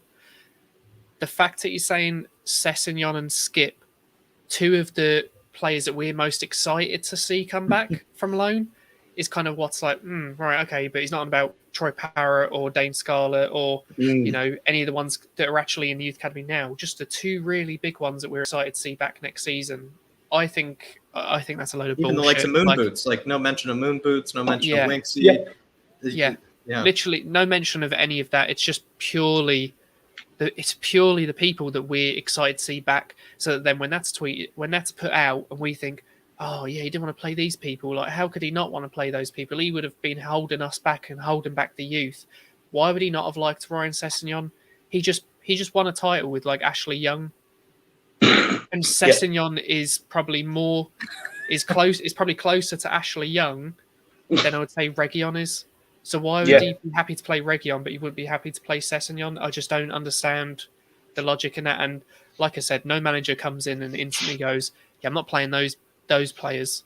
Right. You know, if they are, you know, these players have gone out and had successful loans, he would never say, "I'm not playing those players." He would come in, he would assess it in training, in pre-season, and if he's not going to play them, that's when he would tell the board, when he's assessed it themselves, it's probably best to get them alone because they're not going to play much. Yeah. Look, for me on that whole situation, it's them putting out another rumor to, you know, this is another reason why we walked away from Conte. Absolute horse crap, right? Because at the end of the day, like Sessegnon and Skip coming back in, if they're better than what we got, Conte's going to play them. It's that simple. You know, like Kieran said, he's not going to dismiss them straight away. He's going to bring them in. He's going to watch them in training, watch them in pre-season, and make his decision on them. It's just a load of absolute bollocks. It's a load of bollocks. Dave. You know, look, I don't believe it, because any manager that, you know, is as good as Conte would look at the skip seasons had at Norwich and say, no, we need to get this guy in the team. You know, you look at the season Ben Davies had, and if Conte was going to play his two wing backs, you have Sessegnon and Reguilon there. Two quick players down that side that suit his system. It's a load of shit, man. It's a load of absolute bollocks put out again to try and save face. And what annoys me about it is, you know, it's not. I genuinely believe it's not only them. They probably were saying to Conte that he has to work with. They probably want to bring Dane Scarlett back in. They probably want to bring in Harvey White. But the thing is, as good and as much potential as they have, I'm big fans of them. Don't get me wrong. I don't give him the name Dan Mbappe, you know, for no reason. Harvey White is a set-piece specialist. God knows we could do it as set-piece specialist right now, right? But the thing is, if that's Levy's plan, if he genuinely thinks that's going to work, we're in big, big trouble, man. We're at a point where we have to be bringing in the real deal and players with the know-how, players with experience, right? We can't afford to be bringing in youngsters who are learning on the job and developing on the job. Right. That's why you always have your youngsters, and that's why, you know, you should always have your first 11, then your youngsters, and dip them in and out, phase them in and out until, you know, bring them in. You're doing this great. Okay, you're not offering this to the team, so you need to go and work on that. They work on it, then you bring them back in. You reward them for it. That's how it should be. Not throwing them in, expecting them to be the ones to get us back to top four. It's look, it's all smoke and mirrors. He says, you know, oh, it's too ambitious. He just wants top four, and then he's saying, oh, we're going to be able to do it with these youngsters. It's impossible. So even he's contradicting himself right there. Again, it's a joke. It's literally, when I saw those rumors about, oh, it's because of Sessegnon and Skip, he didn't want to play them. All I saw was blah, blah, blah, blah, blah. Bullshit, bullshit, bullshit, bullshit, bullshit. PR masterclass. That's what I saw. Because for me, David's spot on. It's a load of shit. It's a load of bull. What manager in their right mind is going to say, oh, yeah, I don't want to play these two players when they've never seen them play, like Kieran said, right? This is a guy who's a world class. He's an elite manager. He's not fucking Ben and Jerry. He's not fucking Dora the Explorer. Saying, I don't know these players. I don't want to play them. He like Dave said, he's going to give these players a chance and see who's good. And I'm sure he would have been watching Spurs as well and seen how their season's done. Like any top manager would watch most of the top leagues and see how the teams are doing. So he's probably got an idea of what these players have done this season. Yeah. Do you know? And it's just it's absolute bullshit. It's literally a farce that they can even think that. And for me, it's just another Daniel Levy special if those rumors are true. Danny, let me ask you. Let me follow up with you. I mean, do you believe that because if we're kind of agreeing that, right, this is some type of farce, this is some type of scheme made by Daniel Levy to make it look like, you know, he's the good guy because, you know, Conte said something bad about Sessegnon and Skip, our good players coming back from loan. I mean, do you maybe genuinely believe that there is some type of, you know, propaganda actual system maybe in place within Levy where he is able to, get someone that maybe has someone on the payroll that he just has churn out these stories to maybe make himself look like the good guy. Oh, 1,000,000%. I've said it before as well, and I've said it's pretty. Maybe it sounds ridiculous, because it maybe is obvious, but that is absurd. That is absurd. No, but that's what that man is. He's absurd. He's delusional. He's narcissistic. He's a psychopath. He's a shit businessman. He's an accountant. That's first and foremost. He's an accountant. He's not a football man. So. For me, like I said, everything he does is for money. He will do everything to save to the penny. That is what he's like, right? And it's proven time and time again over the years. And it's like for me, it's like I said it before. All this bullshit about managers. There's always a reason behind why we get all linked to these managers. Why Tottenham have official betting partners like William. I think William Hill are official betting partner, if I'm not mistaken, or one of them is anyway. But we've got official betting partners, right? So what wouldn't it not make sense as a business person, if you think about it, right? If you're someone there to say, you throw out some little information, oh, by the way, we're looking at this person, this person, this person. Then the betting company say, right, these are the odds for this person. Tottenham potentially could be this person, this person, this person, this person. And the more and more money these betting companies make, they've got to have some sort of agreement or something because of how much money they're putting in. If they're throwing out these fake rumors and fake reports, we're going to be having this manager, or we could be this manager, could be this manager. Oh, look, Poch is coming back. And then you see so many people start betting on it because people like betting, people like gambling, and that's it. And it goes down to the same thing. And I genuinely have always believed that this is what this man is capable of, and this is what he does. He does this shit because he wants to make money, and every little fucking possible thing. I mean, look, I'll give you another example. He fucking furloughed the staff. He furloughed the staff and then changed his mind because Liverpool changed their mind. He furloughed the staff. I mean, out of all the things, he didn't change his mind because Liverpool changed his mind, Danny. He changed his mind because all the little extras he has on his yacht and in his house were starting to come out, and his true work was starting to come out. No, it's true. Go back and look at it. Yeah, you're everything. Look, it wasn't even football. It wasn't just football fans that were furious at it. It was everyone that was pissed off with these elite people, right? During the pandemic, everyone tuned into it. And when all newspapers from every outlet were starting to put out articles how much these people were, because you have to remember, we're in the middle of a global pandemic. And what do they want to do? Right? These clubs have earned millions, right? Throughout all the years, okay? And they want to put people on your taxpayers' money when there's millions of people out of a job so that they can save a bang in a buck, even though as soon as the stadium's reopen and one home game, there's $1 million made. They want to put them people on your taxpayers' money, right?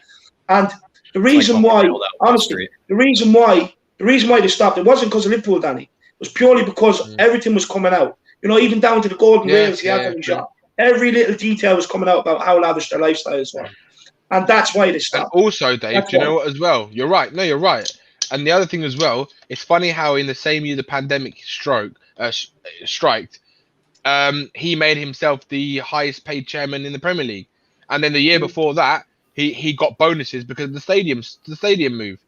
He got a couple £1 million bonus, didn't he, for the stadium move as well? 3 million. 3 million bonus. And then the year after the pandemic hits, he gets a fucking pay rise to make him the highest paid chairman. It's ridiculous. Can I just touch on that as well, right? The irony in all this was furlough staff because we're losing money. We can't pay. We're losing money. Then we put more seats in the new stadium, and then 2, we applied for an extension to the training ground. It's fucked, isn't it? And they've still got people like Aurier and Sissoko on their payroll. And they want to talk about getting rid of. If they would have said to me, look, we're going to furlough Winks, Dyer, I would have been okay with that. I'd be loving it. I would have been okay with that. What should he say? I would have said, look, you're probably doing everyone a favour in the whole world. Anyone that watches football, you're probably doing everyone a favour. We can come together on that. But staff, come on, man. Someone in chat, by the way, was saying wages by 80%. I would have get rid of him, mate. Someone in the chat was saying the bonus was actually £8 million, not $3 million. So maybe I have that figure wrong. Either or, look, it's still $1 million. He's still a millionaire overnight. Yeah. So it's either or. It doesn't matter. But look, we've 3 super chats to get to. And then Jack, crack on with another question and give it to Kieran to start with. Absolutely. Jordan Stevens with the super chat, absolute legend on this channel. Big yourself up, Jordan Stevens. Just quickly, Jordan, I want to see you on the fan show, man. You've been hiding lately. I want to see you back on it, brother. Yeah, Jordan, get yourself back on that fan show. Talk to David. You know, he doesn't bite, like he said. You know, and also you've been such a generous person this channel. So please, you know, might as well show up and show your face and, you know, give your opinions. But big yourself up for the super chat. And he says, just seen we are looking to restart talks with Ten Hag. Discussions which we just pulled out of. Sorry to digress, but we are pathetic. No, we absolutely are, Jordan. At this point, I can't. You know, maybe this is pathetic, Jordan. This is pathetic. But now I've just had enough. Where now I just don't even believe any manager rumor at this point. I really can't. Like, there's no point. There's no point in believing who we get in. I really, you know, at a certain point, I was laughing, you know, at the Mickey Mouse's comments of the world, but I genuinely could just, you know, I would react the same way with Mickey Mouse rumors as I would with Pochettino rumors, with Conte rumors. I would give them the same value. Can I just even touch on that, right? Fabrizio Romano, as a reporter, is only known for reporting on the closing deals, the deals that are set to be closing and already, you know, pretty much done. The fact he's reported us on 2 new managers. Yeah. And we're still fucked it up. It's just like, fuck, I'm just not even going to believe anything until I see the photo on the official Spurs page or website. You know, that's literally the only thing you can trust. Usually you can actually trust Romano because he'll go, yep, deal's pretty much done. Yeah. You know, and with every other club, you can trust his word. But with us, it's like, fuck me, how are we going to shit this up all this time?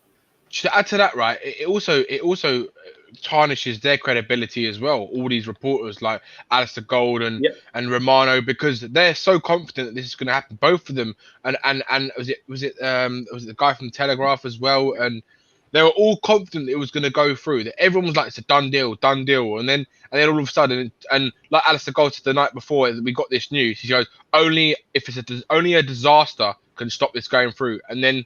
Exactly what happens. Bang on. Spot on the money. Disaster. Daniel Levy is what it is. We got another very, very, very generous super chat from Aglia Kakaradas. Aglia, man. Aglia? What woman? Yeah. But an absolute legend. I mean, she's been an absolute saint to this channel today, and it is on every channel as well. So big yourself up, Aglia.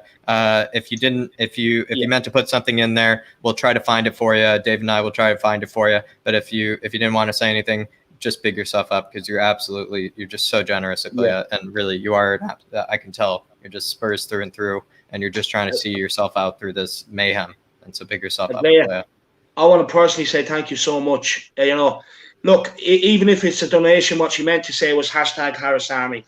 Big yourself up. If you did forget, like Jack said, put it in the comments. We will get it up and we'll discuss it. But honestly, you're so generous. And, you know, everyone that's put in the super chats today and earlier on today, you really are helping the man achieve his dream and, you know, putting out more and more therapy sessions like this. You know, the more you guys keep supporting me, the more it achieves me of being able to do this full time. I'm practically doing it anyway, but, you know, your support is insane. I want to say a massive, massive thank you to everybody. We have another couple to get to, and then we'll motor on with more of these fantastic, amazing questions. Yeah, big yourself up, Aglia. Been a true legend tonight. And then Nigel Gates with yet again another super chat. And Nigel says, get on the phone to PSG for Poch and off Aurier for conversation. I mean, at this point, you know, Nigel, whatever works, like whatever gets us either Poch or Conte, but it really does seem like it's done for me. And that's what makes me feel the worst about it, is that we had them both within our hands, within our grasp, and they both seem to be gone. But big yourself up, Nigel, for the super chat. And we got one from Dermot Moyles. Dermot, big yourself up. Yet again, another super chat. Very generous of you as well. ENIC, been a cancer in our club for over 20 years. It doesn't matter who we get in unless you back them fully. He doesn't care about no one. He only cares about himself. Please do us a favor and go, man. I mean, Dermot, you're actually saying exactly. I think I heard Ben say it today on We Are Tottenham TV. He just spoke directly to Levy. He spoke directly to Levy, and he just said, Levy, do yourself a favor, do us a favor, and just be a man and just resign. Just get yourself out. Stop causing us the torture. Stop causing you the panic. It's almost like Levy, he has to, I mean, for him to even live with himself, he must be like a troll or something where he just gets a kick out of it, because who on earth would be enjoying what he's doing to this club? I mean, I don't even understand. But Dermot, you're absolutely right. Speaking just like Ben Daniel himself. Sad thing is, Daniel Levy probably goes to them dungeons and pays to be dominated. You know what I mean? And then to emasculate himself during the week to get geared up for it, he picks on the Spurs fans and uses them as little pawns and hurts them so that he can feel in control. So then when he goes for his dirty little weekends, you know what I mean? Then got his little gimp mask as well. He can accept it more. That's what it's about. He's honestly, got the gimp mask, the ball gag. He's got everything, mate. Yeah, Daniel Levy in a full latex suit with a ball gag and a mask. That is Daniel Levy. That is Daniel Levy. I won't be able to sleep tonight. I'll end up sitting like that up in the bed. And he's like, what's wrong with you? And I'm like, having pictures of what Kieran was saying about Levy and his spandex. Honestly. Hey, do you think it's Joe Lewis spanking him with the That's what I was just about to say.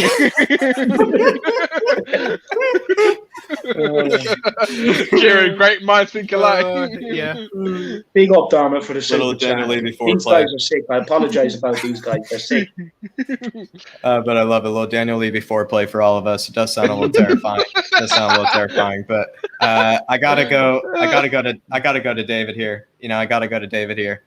Because we were talking about it earlier, and what do you make of Levy's reluctance, and what can you take out of it? What do you make of Levy's reluctance to hire those Conte's coaching members, those 4 staff members?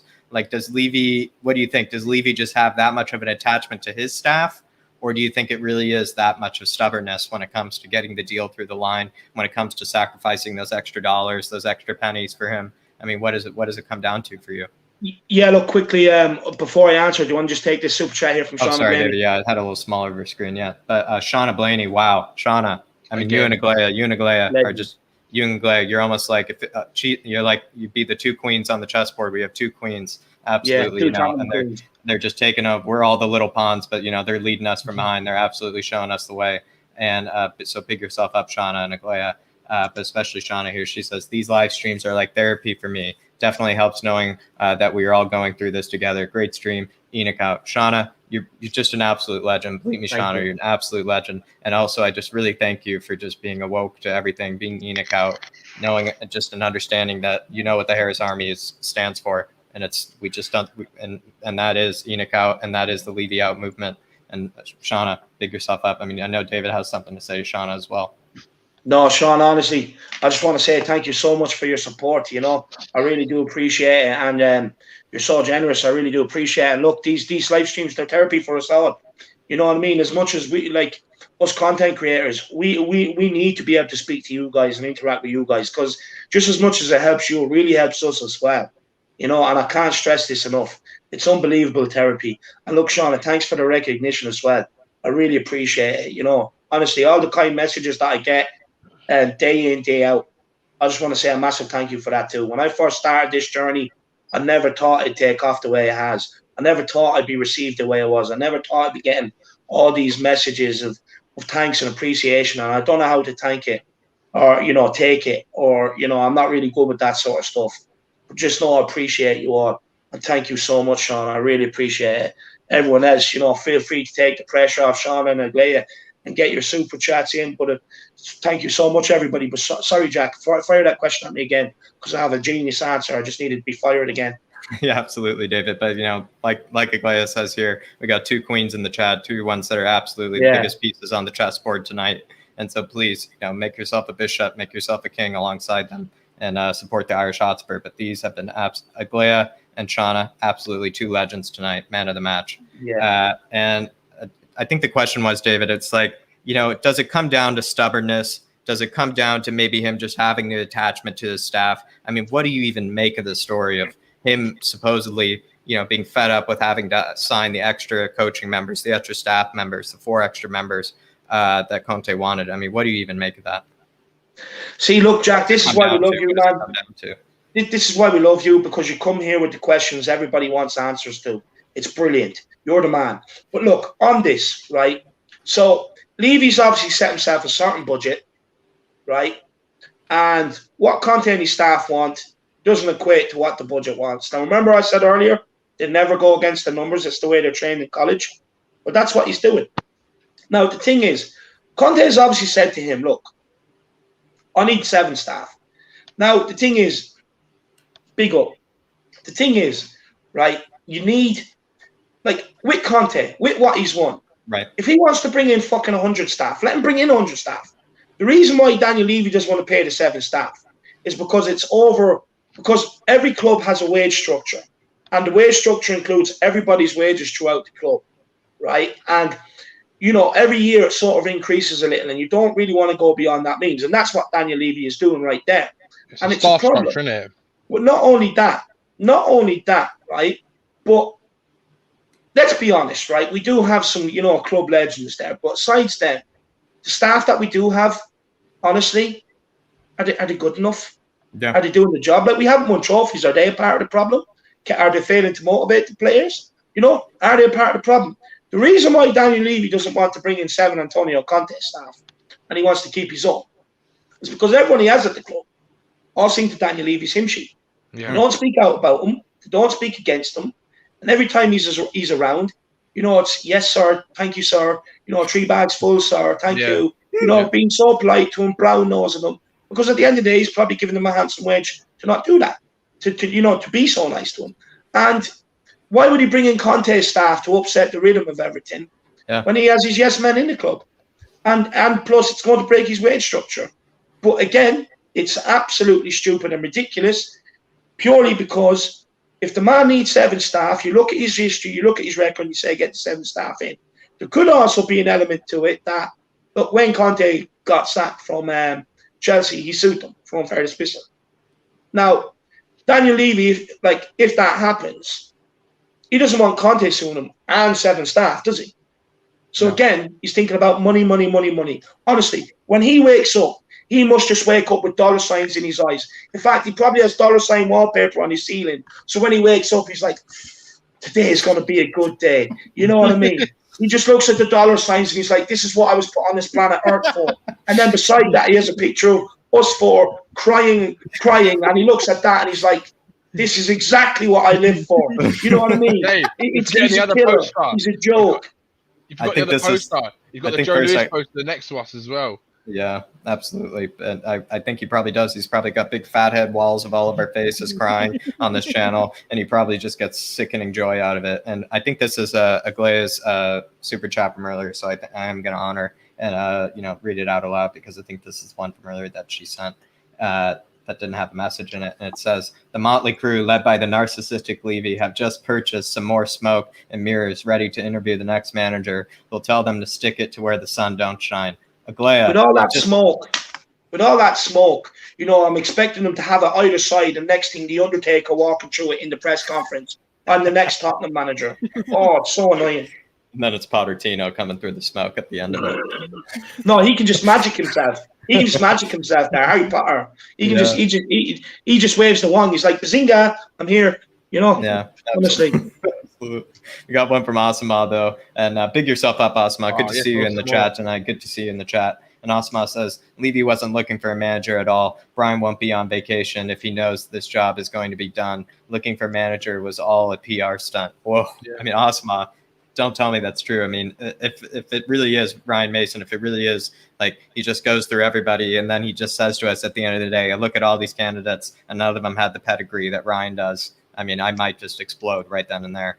Awesome, but do you know what? I could genuinely see it as well. Like they get to the point where they can't choose on a manager, so they just keep Ryan Mason. Honestly, big yourself up, Aglaya. Big yourself up. She's getting the Tottenham therapy. She's getting the Tottenham therapy at the moment. I mean, if I think I haven't asked Kieran on this.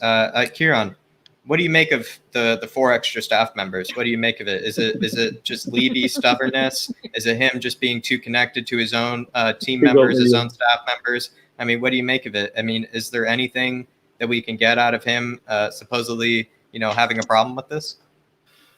Well, look, it's a thing of I don't understand why the 4 extra staff members were too much of an issue. I can understand that, yes, they were saying Ledley King and Ryan Mason would have been 2 of the people to make way. But what's more important is what I would ask at the end of the day. Is it being successful as a team and a club?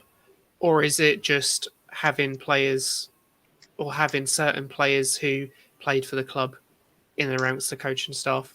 Do you want to be successful? Yeah, or do we more just losers. do we want to be successful or do we just want to be like emotion merchants?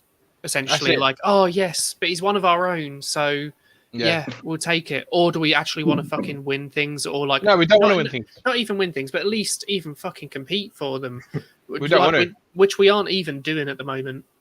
Right. You know, Kieran, you hit the nail on the head, right? You just literally, because it's just so it's in your face so much, that the fact that they've got like all disrespect, but I mean, you've got like people like Chris Powell there and Ryan Mason, and I know Ledley King's one of our own, and we all love Ledley King, right? But he hasn't even got his full coaching badges. Like, Ryan Mason's got more coaching badges than him. He's literally just started this year. Chris Powell has more experience than all of them. He managed charting. Yeah, I know. But what I'm saying is, like he said, we've got losers in there. People who have not won a thing. What have these people done in their careers? Like, are they won Champions Leagues? Are they people who've worked in teams that won Champions Leagues before? No, they're fucking loser mentality. And this is the problem. Daniel Levy is a loser. He's got a loser mentality. He always has, always will be, and we're never going to change it unless that fucking parasite leaves the club.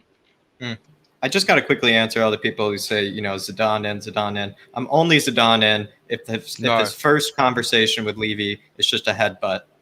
It's just a straight headbutt to his chest, knocks him to the floor, and then he says, "That's my offer. That's my offer to you, Levy. Maybe I'll consider Zidane after that." But that'd be the only thing I can say. But I think we can move on here, and it's kind of maybe I'm tinfoil hat. Maybe I'm now finally awoken where I'm no longer deluded. But what do you think is the real reason? And I might go to Danny here. What do you think is the real reason for why Levy considered signing Paratici and has come through with signing Paratici? Like, what do you think is the real reason behind it? Do you know what? I think, again, this is the Daniel Levy. This is like the same scenario that we had with Jose Mourinho, where the board wanted Nagelsmann, but he's got a fucking raging erection for Jose Mourinho. This erection that hasn't gone down for 20 years. And he finally got him. And then obviously all hell breaks loose because we know that he's a has-been. He's not the same Jose anymore. He's not that charismatic, enthusiastic, energetic manager that we saw sliding down the touchline at Old Trafford when he won that game. He's not that same person. And I think it's the same thing with Paratici. I think it's the same thing as well. Like, I think this is someone that he wanted. This is someone that he's wanted, so they say, before 5 years ago when Poch was still there. And they couldn't get him in for whatever reason, because obviously you're still at Juve, etc., etc. But I think, again, it's something that Daniel Levy, once he has his mind set on something, he will not change his direction until he gets what he wants, right? Fuck off, Robbie. Robbie's waiting the middle. This is Robbie from the Last Minute Winner podcast. Big old Robbie. But honestly, he doesn't ever change unless he gets what he wants, right? And I think it's the same with him. I think it's the same with Paratici or Panini. It's the same thing. Danny, you actually just made me just so much sadder, because now I just realized that I also, like Conte, when he gets a yellow card on the sideline, defending the fans, defending his team, telling the players, to step it up, and he gets that yellow card for just being too much of a shithouse. And then the fact that I won't be seeing these hands at the referee, the fact that I will not be seeing this hand gesture a million times. No, you're going to see it though from Paratici. What I want to see from him, when we lose the game, I want him to go up to Levy's face and goes, "You fucking scumbag, you!" And it's like, that'd be glorious. That'd be glorious. I want him to take a leaf out of Zidane's book and headbutt him straight in the face. Just like sign some plays, you mug. Absolutely, David. But I'm coming to you here, if that's all right. I mean, what do you think? What do you think is the real reason behind Paratici? Look. There has to be a reason. So, look. Just quickly before I answer that, because I have a small bit of info on this. There's 526 people watching. If you like what these guys are bringing to the show, their descriptions for everything you need to know about these guys on the panel here is in the box below. Make sure you get on it. You smash a follow on whatever social media they have. They fully deserve it. The shift they're putting in, the therapy they're providing me and the Harris Army out there is insane. From Jack, from Kieran to Danny. Make sure you get over and check them out. And then as a secondary thought, if you like what you're seeing here, smash and subscribe on the Irish Hotspur. Last time I checked there, I think we're like 120 something off, reaching 3K, which is insane. Wow. So if you feel like it, make sure you smash the subscribe on the channel. Make sure you do smash the like on the stream. It helps the YouTube algorithm and keep pushing out this message and this sort of content to everybody, so that everyone can see it, look at it, and make, maybe try and understand where we're coming from on things. And if you feel like it or you have enough in the purse, and I know it's Saturday night and people have probably been enjoying themselves, send in a super chat. Why not? But back on Jack's question. What was it? Am I happy with Paratici? No. Like, what do you think is really the reason behind Paratici? Like, maybe also, are you happy with Paratici? But maybe that as well. But, what do you think Levy's intention behind Paratici is? Look, on Paratici, apparently, I don't know how true this is. Like, again, I'm like everybody right now. We don't trust the media. Even Ali Gold, the journalist, doesn't trust the media right now. That's how bad it's gotten, right? But with Paratici, apparently, this Conte, apparently Tottenham have wanted him for a while, and it was never, like it was reported, it was never a tie to Conte coming in. It was a separate thing altogether, and he didn't say, only if you're bringing in Conte, I'll come to the club. So he's got the job. But look, again, I struggle. Look, like I said, next week when the dust probably blows over a little, and I've probably calmed down a little, providing there hasn't been moon boots caught talking or some stupid idiot, coming out with a stupid comment or something like that, I'll probably be able to speak a bit more clearly on Paratici or whatever you want to call him, the paraglider or whatever, But the thing is with this guy, the reason why I struggle is because literally, you told yesterday, Conte's not coming, but guys, we've got Paratici. You know what I mean? It's kind of like, look, we knew we needed a director of football. We knew that 3 years ago. Why didn't you make it happen? A proper one. Oh, no, actually, wait. Sorry, they did. Paul Mitchell. Well, he couldn't work with Levy. Imagine that, right?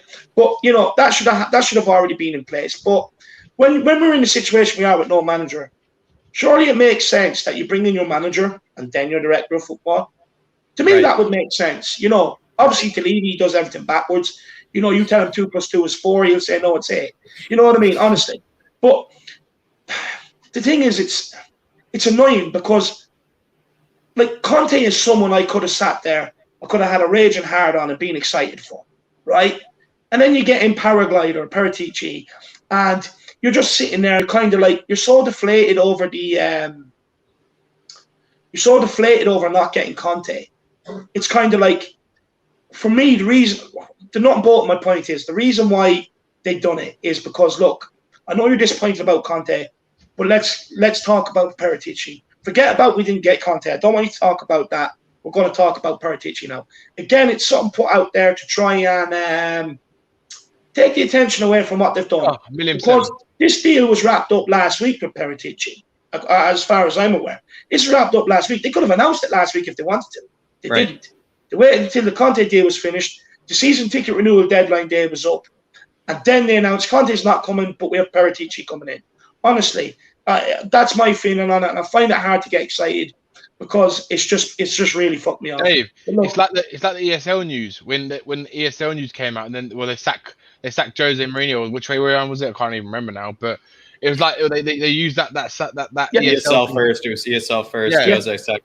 Yeah. It's that old classic. Don't look here, look over here. Yeah, exactly. And I guarantee you're probably 1,000,000% correct. Honestly, it's a classic move used by the government and used by the news. And in fact, sometimes the government use the news to do it. Don't look what we're doing here. Break a news story and look what we're doing over here. It's a classic technique. Any journalist can tell you it's a classic PR. It is. It's classic. And Daniel Levy's the king of it. He loves it. Fantastic point, David.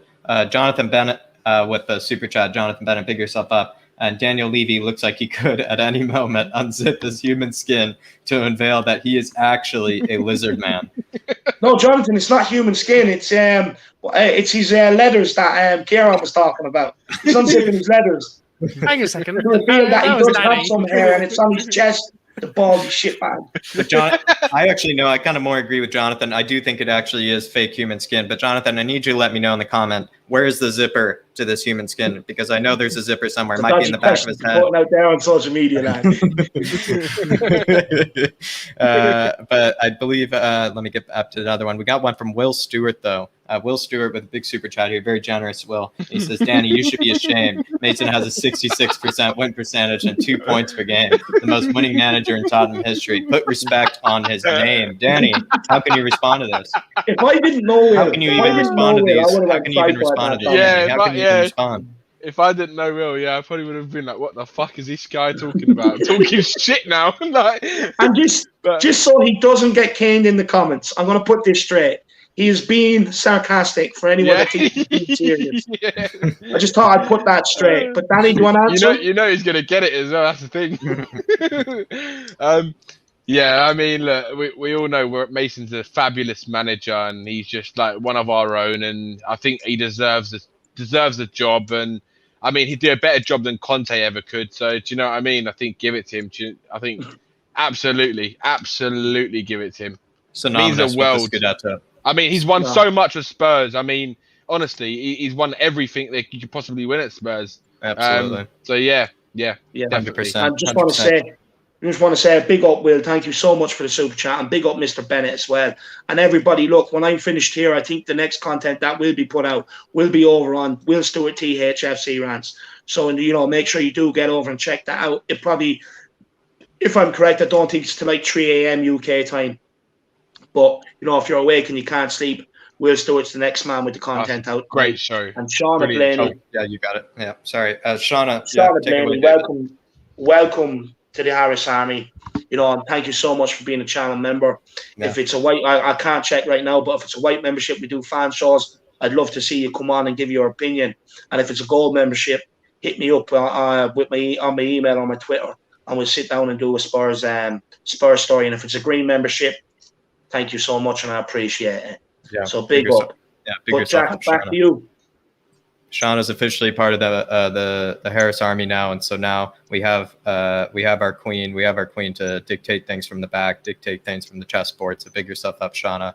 And this is kind of an interesting question, and I kind of do want to maybe, David, if it's all right, if I ask you first, if that's all right. Yep.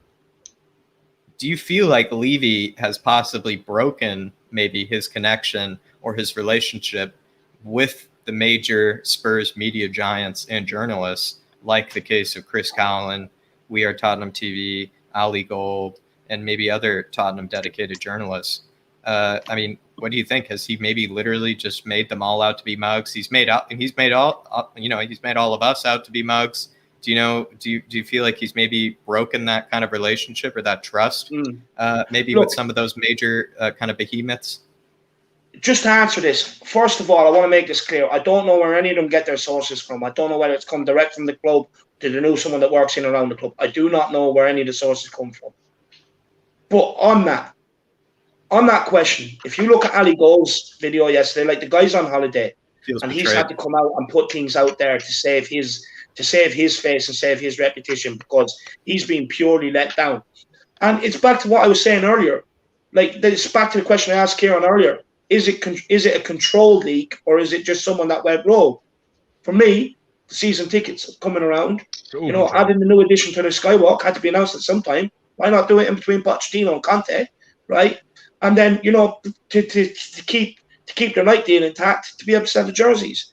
So for me, I'm going to go with it's a controlled leak. And have they ruined their reputation?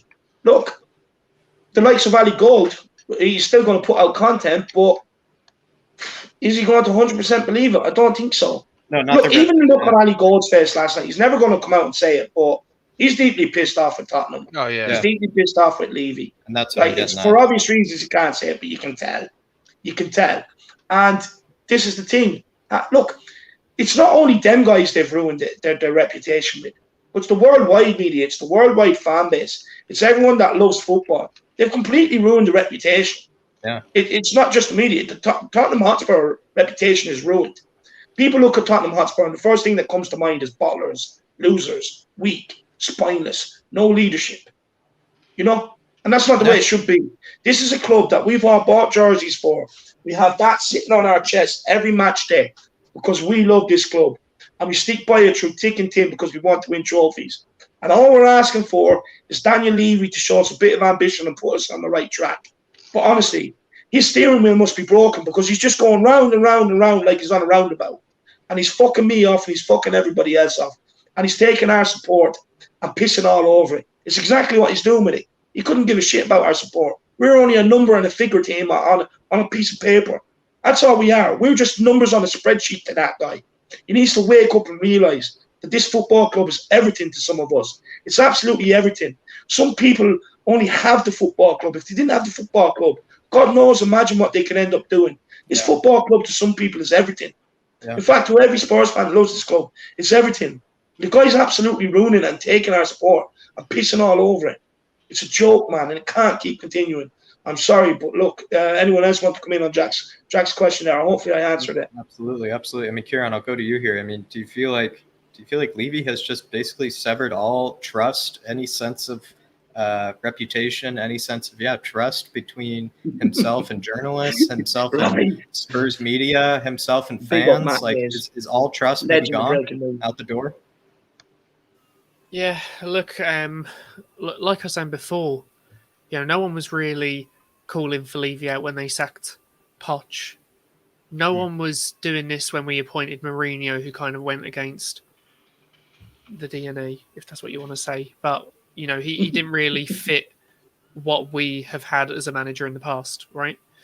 No one was really protesting ENIC out, but it's constantly the big things we are now starting to complain about, and when I say we, I just mean the fan base as a whole, and now starting to kind of come together and complain about. It's all things that Levy is fucking up. Can't appoint a manager. ESL, season ticket prices, ordinary ticket prices, which are like something like the highest in Europe for like when we came back. You know what I mean? Yeah. It's not. It's not a case of like, oh, well, the team's just playing bad on the pitch and we're angry at that. No, we're mainly angry at the decisions that Levy and the board are making. Yeah. So, and like I said, I don't normally, you can look at very, very specific reports and say, if that person reports on something, you probably know it's true. At the moment, I'm at a point where, unless it's announced on the Spurs official website, I'm not even buying into any of it because you can't trust it, because all the things that have been near enough closed deals by certain people who are usually correct on these things, we somehow messed those up. I just don't really have much faith anymore, to be honest. Absolutely. I think he's absolutely cut all trust. I think there's, and like David said, he's ruined his own reputation with the people that he should have a good reputation with the people that he should have good trust with. And that is the likes of Ali Gold. That is the likes of Matt Hayes. That's the likes of We Are Tottenham TV. It's just, he's practically just severed all ties, severed all trust with them. But we got a super chat from, I'm going to hopefully say this right, but Anwa AR. Hopefully I didn't take friend. Look, honestly, I barely scraped my leaving cert with Irish, and I should be ashamed of this. I shouldn't really be putting this out there. I got a D, barely passed it, right? But I'm going to make a stab at it, and my old lad is watching, and he's probably going to crucify me. But I'm going to say Anish Era. Oh, it's a Gaelic name. I could be completely wrong, but it sounds good, so we'll roll with it.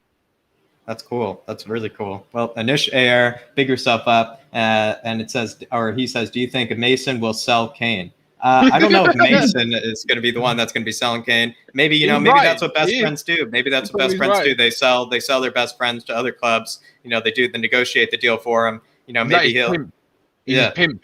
Exactly. He's going to be showing him out to other clubs. He's going to be taking Kane to Milan. He's going to be taking Kane to Rome and giving him a big grand old tour. So maybe you're right, Anish. And then I think we got a super chat here. And also big yourself up, Dermot, for becoming a new member of the Irish Hotspur. Yeah. Big yourself up. We'll see you on the fan channels as well, Dermot, if you can make it. But we have a super chat from Brian on Fire. Big yourself up, Brian. Great name, by the way. And he says, what's your thoughts on Christophe Galtier? Linked with Everton now, but a possibility for Spurs. Christophe Galtier, he obviously had the fantastic season with Lille. He's clearly been kind of supported very much with kind of the the Lille hierarchy. They have a great sporting director before with Luis Ocampos. Great system there. I'd heard he's supposed to be on the way to Nice, but now it's like that might not actually be going through or something like that. So maybe he is linked with Everton. be great if we could get him, but to be honest, like I said, Ryan, I can't even bother to believe who would be linked with anymore. I can't, I could give it all the same value. I think we Nice just have got new investors or something potentially coming in, which is why I think that deal's been delayed. really? I think that's like near enough done. Yeah. Oh, I mean, look, look, we've got to remember, right? Good managers don't want to come to Spurs. So, I mean, we've got to rule out good managers, really, because who's going to want to work this board? People need to get a bit more realistic and understand that we have Daniel Levy running the club. So, good people, good players, good managers won't want to come. Simple as that. Yeah. But pick yourself up, 100%. Brian. That would be absolutely ideal if we could get someone like Christophe. I'd love it. Yeah, absolutely. 100%. Just quickly, I'm getting Anish Era put in. He said my pronunciation was spot on. Last minute winner. Pronounce James it again, McDevitt. David. They're all praising me. They're all praising me, saying my Irish is spot on. So I'm surprised with that. Thank you, guys. Just quickly, this is a message for you, Jack. Basically, the man himself, the goat of breaking news. I'm getting all my news from anyway. So he's really. I've been listening to Matt Hayes. So everybody, this is what I'm going to say. I've been listening to Matt Hayes more than I've been listening to Ali Gold and the ones who we usually get it from. And so to be honest, like this is the guy who I've been listening to all week, and this is the one who, I mean, he's been given all the information he's been told. He's been given all the right information, the correct information, and he's been one of the ones that has been sadly victim of these lies from Levy. And so I had to big up Matt, and that's simply because he's the one I've been watching all week, and he's been absolutely blown up. So might as well go blow him up as well. If you haven't seen Matt Hayes' channel, he's the one who's going to be spot on the news. He's right there when the press is ready. He's going to be right there eating it up and telling you how to. He also tells you what to make of it. He tells you how you should make it. He doesn't make you make your own conclusions where you kind of put yourself in the delirium like I do. He helps you, just dissect it, and he helps you understand it. So honestly, Matt Hayes, you are absolutely up there. You are absolutely up there with We Are Tottenham TV and Ali Gold, because you're the one that I'm getting all my information from anyway, Matt. So, it's spot on, right? Because I used to look at like lot of different news sites and news sources all the time before I was getting involved with more on YouTube and stuff. And now, I don't even bother that anymore. No point going on Sky, because Matt will bring it all to you. And literally, Matt is my dedicated lunchtime spot now. So every time I'm on my lunch break, I'm always watching Matt's transfer videos and everything. So everyone get over to Matt Hayes and subscribe to his channel, because he's brilliant, honestly. Become a member of the Matt Pack. That's what you need to do. Matt Pack, that is it. It's the Matt Pack. And yes, Matty, you did mention Christian Gaultier 6 weeks ago. To be fair to you, 100% you did. But look, as good as Matty is and as classy as he is with the breaking news, unfortunately, he is Ireland's number 2 Spurs fan. I do apologise, Matty. I have to get that in.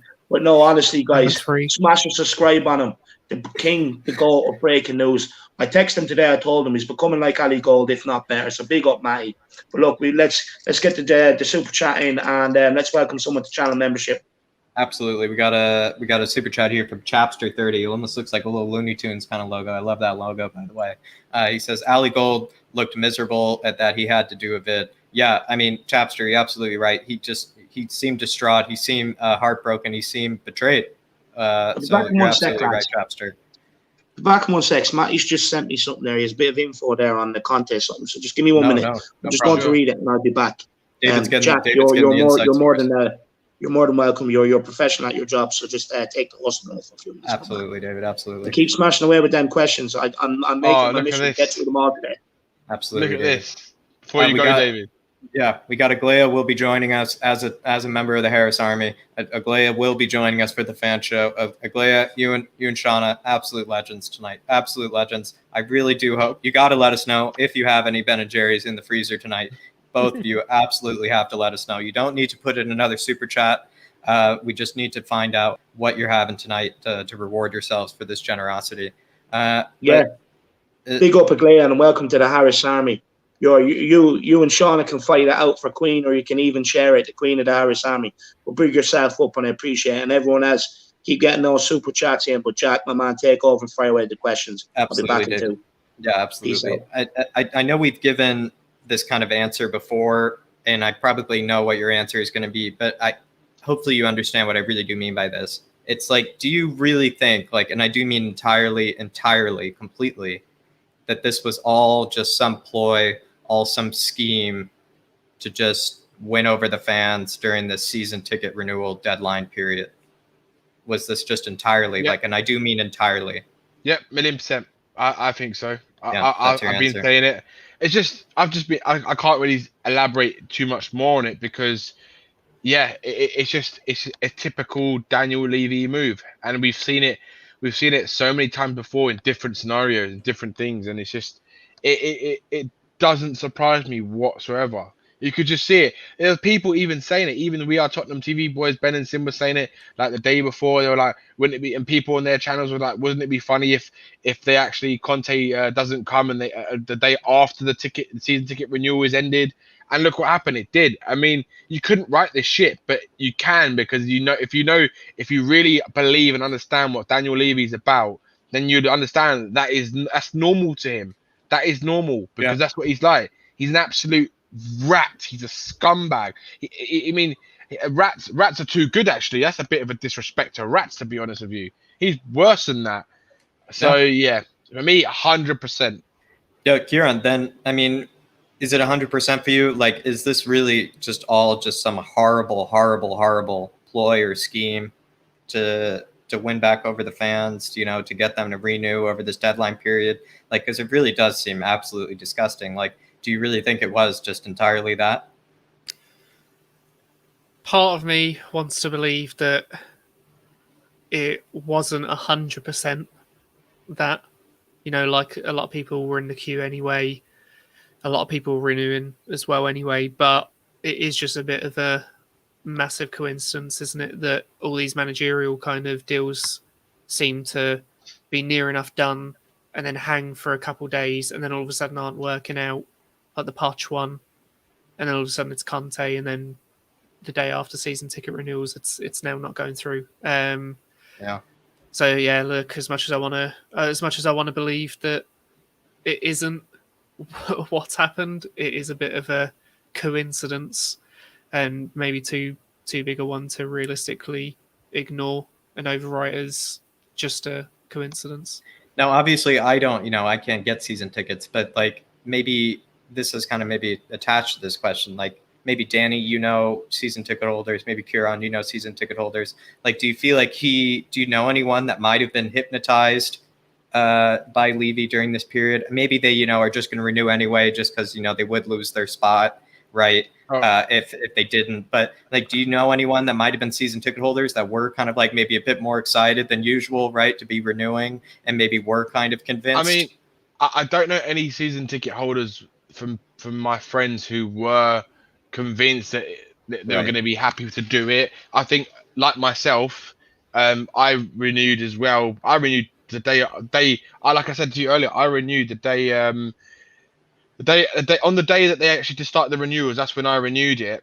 And the day after, or 2 days after, that's when the ESL news broke. So it was kind of like, well, again, it's a typical thing. They start it as soon as just before the news came out, and then obviously in the same within a sort of 2 or 3 days, you've got season ticket renewals started, ESL and Jose Mourinho sacked. So it's just like it doesn't. I remember that week it was just like bad news, like the worst news possible every day you could imagine. And I remember the Jose Mourinho news, hardly anyone gave a shit about it, to be honest, because the ESL thing was so blown up at the time. And I mean, me personally, I did it. I renewed because I knew that I'm gonna be at the back of the queue, and it would be like years probably before I get another chance to be a season ticket holder. So just imagine if something does happen and they do leave the club, just for example, or out of the blue would become amazing, then it's like, well, I'm now gonna have to wait another 5 years or so before I can get my seat back. And it's like, like for me, I will use it in a way where I'm gonna try and make my voice heard. Obviously, I'm not going to be able to go to all the games, so I'll sell my tickets. And earlier on David's stream, someone mentioned I think someone called AG, I think, was mentioning to Dave that they were thinking of giving their ticket away to like underprivileged kids and things like that. So I might actually look into that as well, because I think it would be nice to do that if I don't go to the games. Well, also if you don't even enjoy the games, right? Like if you don't even enjoy the games, exactly. At least it gives it a chance to someone who would actually maybe appreciate going to it. And someone who doesn't ever gets the chance to do that. So I think it's a great idea. So I might look into doing that. Yeah, absolutely. Brilliant. I mean, Kieran, I'll go to you. I mean, let's say if you don't know any season, ticket holders, like if you were to know someone, or if you were to put yourself in their shoes, a lot of season ticket holders, maybe a lot of them don't really, buy into the ENIC out, Levy out, or just not as, maybe intensely in agreement as others. Do you maybe think that some of this recent fiasco might be winning them over, like might, kind of push them maybe more towards the ENIC out, Levy out? Just to touch on quickly what Danny was saying, how dare you put the little kids through what we're going through? Just because we can't take the suffering, we're putting them through it instead. How dare you? But genuinely, that is a bit of a good idea. I like the idea behind it. But to answer your question, I think there are like a lot of the season ticket holders that I know, or even the ones that I follow, even through like social medias and stuff, a lot of them are already ENIC and Levy out. Yeah. However, there is a majority, I don't know if it's a majority or a minority, to be honest, at this point within the fan base that are Levy and ENIC in. However, I think the longer this manager situation has been going on, the way this season has gone, and now obviously this Conte situation, I think there are a lot more people that are finally now kind of starting to chant ENIC out and kind of start to push that movement. So I think that, I don't know personally for season ticket holders, because a lot of the ones I do know or even follow were already ENIC out, but judging by the general fan base, I would say if there were any season ticket holders that were ENIC in, I would say there is a good few of them that are probably starting to sway to ENIC out now. Yeah, absolutely. David, do you want me to ask you the question I just asked the panel, or I know you got some kind of hot news? Look, on that, I'm not going to be the one to say it, because to be honest with you, I don't know enough about it to be able to, and my concern is putting it across in the right way. Yeah, so, what you say might cause chaos. It could, but look, it's not for me, because I don't know enough about it. I don't have the intellect to put it across the right way. So look, anyone, all I'd say is just tune into Matt Hayes over the next few days. Just tune in. Absolutely. But sorry, Jack, I didn't hear the question because I was trying to dissect it. But, Yeah, here it is. I mean, it's kind of like if you were to put, if you know any season ticket holders, or if you were to put yourself in the shoes of any season ticket holders, right, David? A lot of the season ticket holders, they don't really feel as intensely, maybe as strongly in agreement, right, with the ENIC out, Levy out. Do you think maybe this whole fiasco, just this whole charade, has maybe made them sympathize a bit more, has maybe just made them think like, God, like, what am I even doing, renewing or whatever it may be? Like, do you think there might be a bit more sympathizers, a bit more people in agreement after all this? Oh, 100%. Look, I said it all week. If the Pochettino and Conte doesn't happen, right, they were given the chance to completely pour water on the ENIC out movement. They were, right? It didn't happen, because if they would have got Conte and Pochettino in, plus the director of football, everyone would have shut up for the summer and seen what direction they were going in. Yeah. Right. You can see the direction, and if they backed it up with the transfers, people probably would have eased off on it a little bit. But what they've done now is, and I didn't think they'd be so blatant about it, but it blatantly looks like they've done it to get people to renew the season tickets. Are a lot of season ticket holders, ENIC out or ENIC in? Judging by what I heard at the Aston Villa game, now I know it's only a couple of 10,000 people or something like that, less. I know it's only a couple of thousand people, right? But there's a lot of boos, so you can already see the disgruntlement is there. On the season tickets, what I do want to say to people is look, renew them. Look, the date's already done, but anyone that renewed them, in a way, like, even if they are ENIC out, right, it's a bit much to ask them not to renew it, because some of these people have probably had season tickets for 20 years, 30 years. Some people have probably been waiting on a list for 10 years and finally got their hands on one. And to give it up and say, for instance, in 2-3 years, the club's completely transformed. And, then they can't go and watch the games because they don't have their season ticket. It's harsh on them. And the reason why I say that is because there's like a 40,000 waiting list for season tickets, 40,000 people. So they have to go to the very back of that queue. So it could be years before they ever get one, if they ever get one again. So all I'd say to them is, All I'd say to them is when you are in the stadium, just make your voice of displeasure known in a peaceful way. You know, you don't have to go violently. You don't have to go breaking up seats. You don't want to damage our new stadium. But, you know, just make your voices heard. You can sit there and sing ENIC out, Levy out, whatever you want. You know, booze, whatever. Just make your voices heard. If you have renewed, make your voices heard. The season ticket holder is tricky. And I'll just explain why it's tricky. It's a tricky one, you know. Mm-hmm. Yeah. Was someone going to chime in? Yeah, Kieran. Look, this is what I've been saying the whole time, right? Like, to ask someone to give up their season ticket, like, I understand to people who maybe aren't season ticket holders why you might think that's so easy to do, but you've got to think of, if we get a new, like people are saying, ENIC out, Levy out, what happens if that does happen? Right, the people who just sacrifice their season tickets are now going to have to wait 20, 30 years to get them back, because there's a waiting queue of over 100,000 people. Yeah, I'll give you an example, Kieran. Like when I was trying to get my season ticket, I was never able to get a season ticket for the White Hart Lane, right? So the average estimated time before the new stadium came in, they were saying something like 25 to 30 years before I could get a season ticket, because of how many people was on the waiting list at the time before the new stadium. There's about 45 or 50,000 people in the waiting list, right? Now, currently, I think there's something like between 10 and 20,000 still, like because of how many people actually want to get a season ticket. It took me when I first applied for it. It took me, I think, 8 years for me to get my season ticket. 8 years of my life to get. And imagine what it would take if I dropped my season ticket, for example, and then someone else gets it. It could take me another 5 to 10 years before I even see a season ticket again.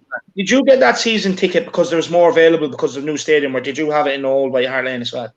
No, I never had it in the old White Hart Lane. So you got it because there was more season tickets available because of the size of the stadium, basically. Yeah, I got it when it was Wembley. Wembley was the first time I got my season ticket. Again, a bigger stadium, more available. Yeah, that's the only reason why I was able to get a ticket. Otherwise, I would be sitting here in 30 years' time still without a season ticket. And the prices for the matches, I went to as many as I could. But do you know how much I was paying to get tickets? It's ridiculous, even as a member. And it's so hard. You can't get a ticket as a member when you've got that many people as members before me, for example, or people who have been there longer and they can get more tickets. It's ridiculous. Like, you're paying like 30, 40, 50 pound more than what the normal average ticket price is just to go to a game. It's crazy. I remember going to the West Ham game. I paid nearly 109 pound for the final West Ham game in the White Hart Lane season. Jesus. It's look, it's even by some of the comments here, some of the numbers are bigger than what we even think. It's all good says I was 78,000 placed on the list. Oh, that's crazy.